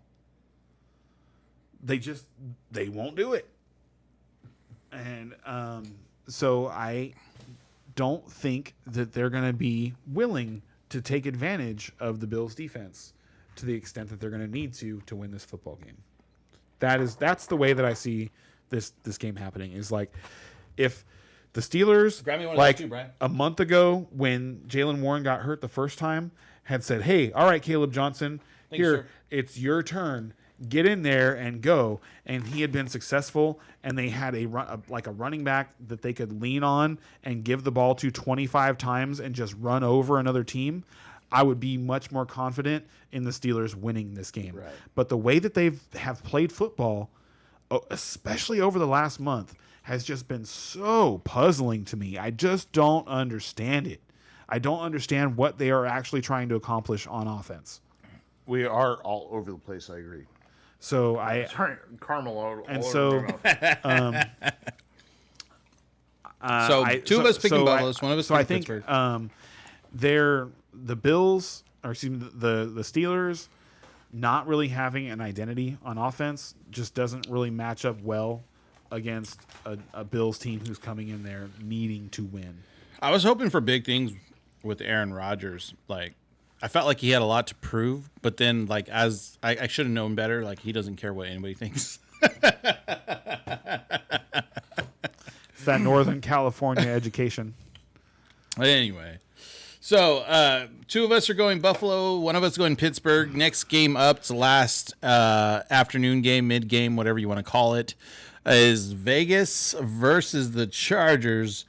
And we have Vegas plus 9.5, over-unders 40.5, plus 400 if you're betting on the Raiders, minus 536 if you're betting on the Chargers. Yeah, take the Chargers. Hope Hampton comes back. Start Lad McConkey if you can. It's funny, I'd start huge too because I'm actually worried about McConkey because of how poor the Raiders have been on offense. Like, they're making a change at offensive coordinator. Chip Kelly's out. Which is usually a boon for the offense of that team. When the offensive coordinator goes, all of a sudden that not in every situation, however, not always, the Raiders have Ashton Genty and Brock Bowers, 2 players who, if you just give them the goddamn ball, good things happen. And Chip Kelly is one of those I'm smarter than everybody else kind of guys that really just seemed to have outsmarted himself over and over and over. And just didn't give Janty and Bowers the ball. How are you? Wants to add anybody but Chip Kelly at that point. And Chip Kelly is so bad. And the Raiders, and this is a rehire. I'm sorry, his name escapes me right now, but he's been the offensive coordinator for the Raiders before. So I don't expect anything. I kind of expect an increased level of expectation out of the offense. Like, they're going to, typically you can expect so many drives. Your number 1 player in this position is going to get so many touches. And when it's under Chip Kelly, it's been completely unpredictable. I expect Janty and Bowers to be better. They're like, we're going to be predictable, guys. We're going to go to our best players. Watch this. Right. So that's what I expect to happen. Vince wants to add to always take the Las Vegas team. The incoming team isn't used to Las Vegas. We talked about this a week or 2 ago. Some of them will go wild the night before. That was why CeeDee Lamb and George Pickens sat out the first drive on Monday Night Football. Was because they were late that morning.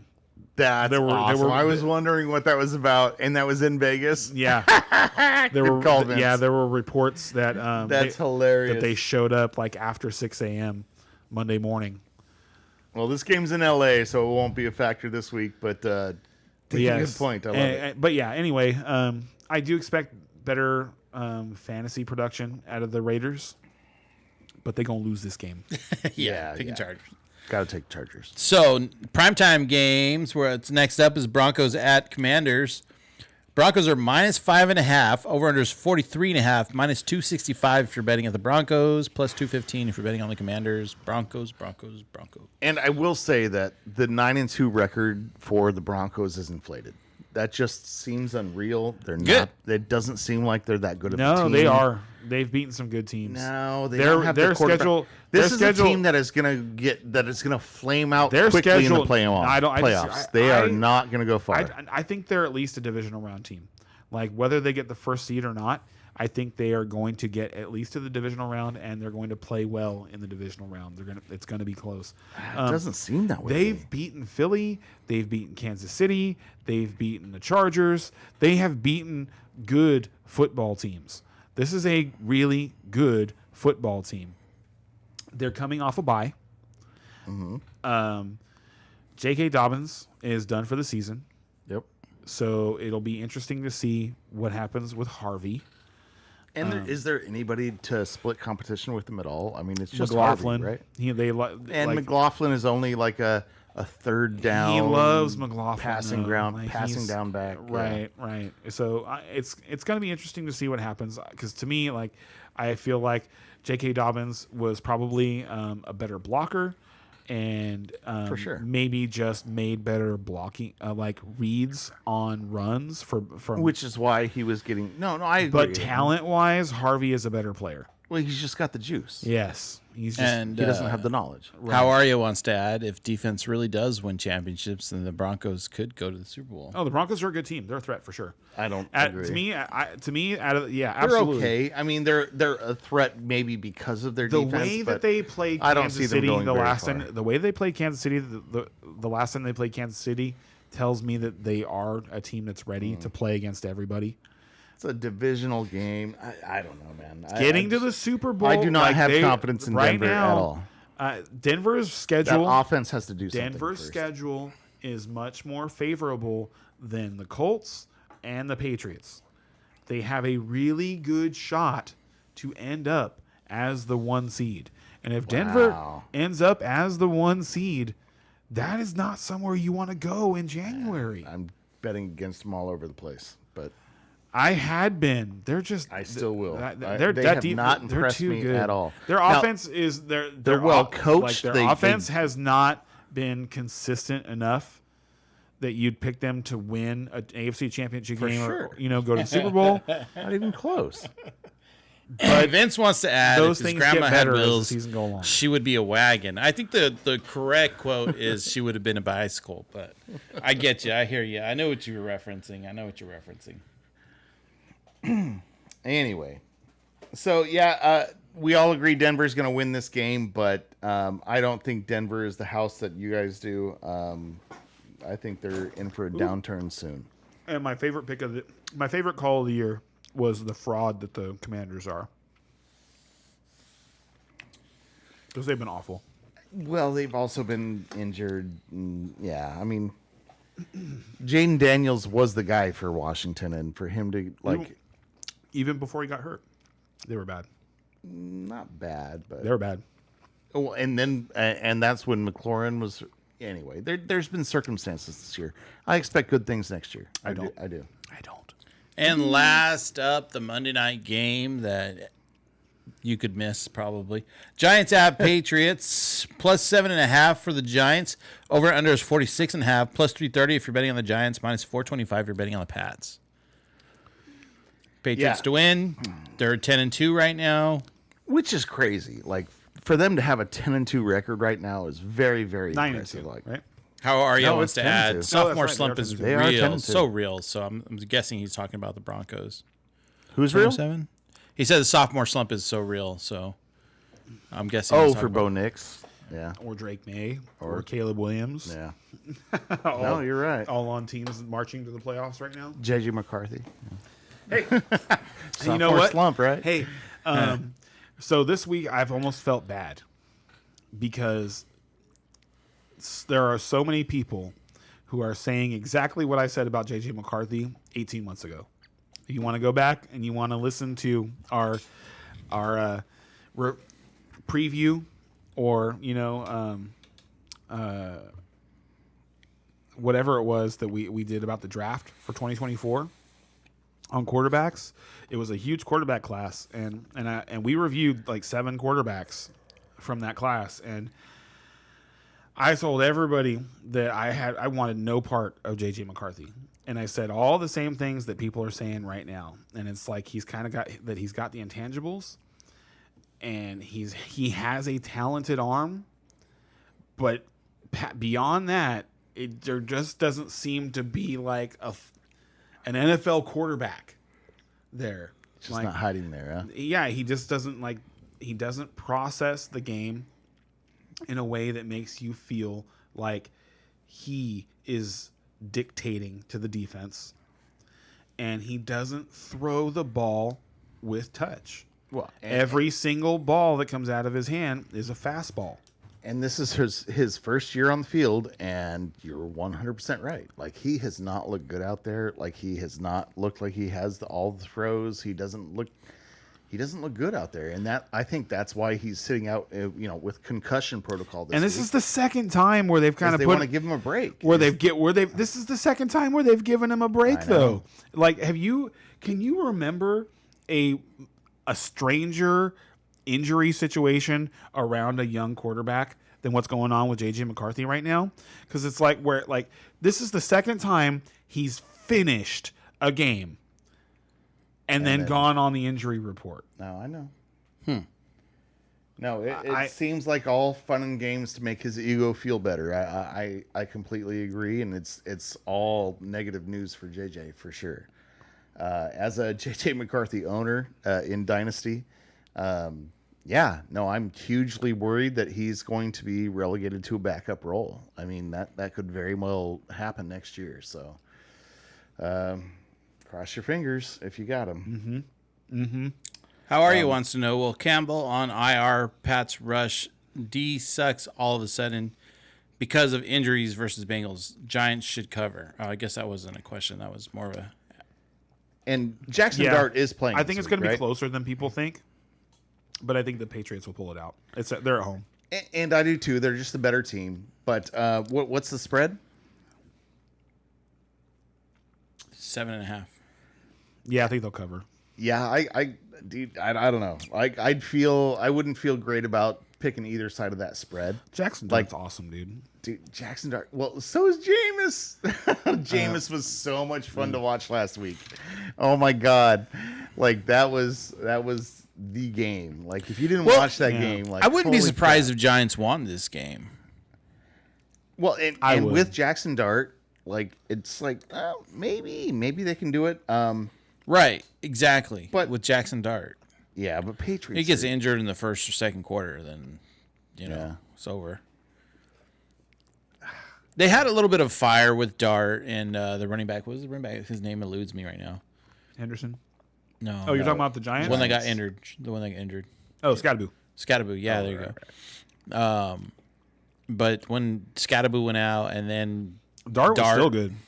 Well, Dart was good for a himself little was bit so good. fantasy wise anyway, and then he went out. Oh no, Dart, like fantasy wise, is the number one quarterback points per game. Number one? Yeah, points per game. Yeah, Really? yeah. before he went out. Well, I Still. mean, that's I mean, When you- if limited games, but that's if you break it still down to points per game. not a stat I would have thought of. I Right. wouldn't have thought. I wouldn't have either, but yeah, it's true.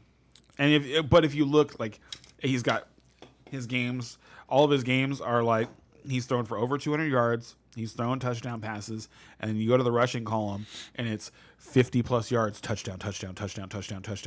Like he's getting you 10 plus points on the ground every week. Well, and that's why he got hurt as well. Right. Is because And he they're was just saying, playing and balls out the reports and were that, And that's what happened to Mayfield, too. just, I mean, when you're running headfirst into defenders, I mean, you're gonna get hurt. And the reports were that they were talking to him about mitigating some of the risk while when he comes back. Yeah. So it'll be interesting to see. Like they made a change at head coach.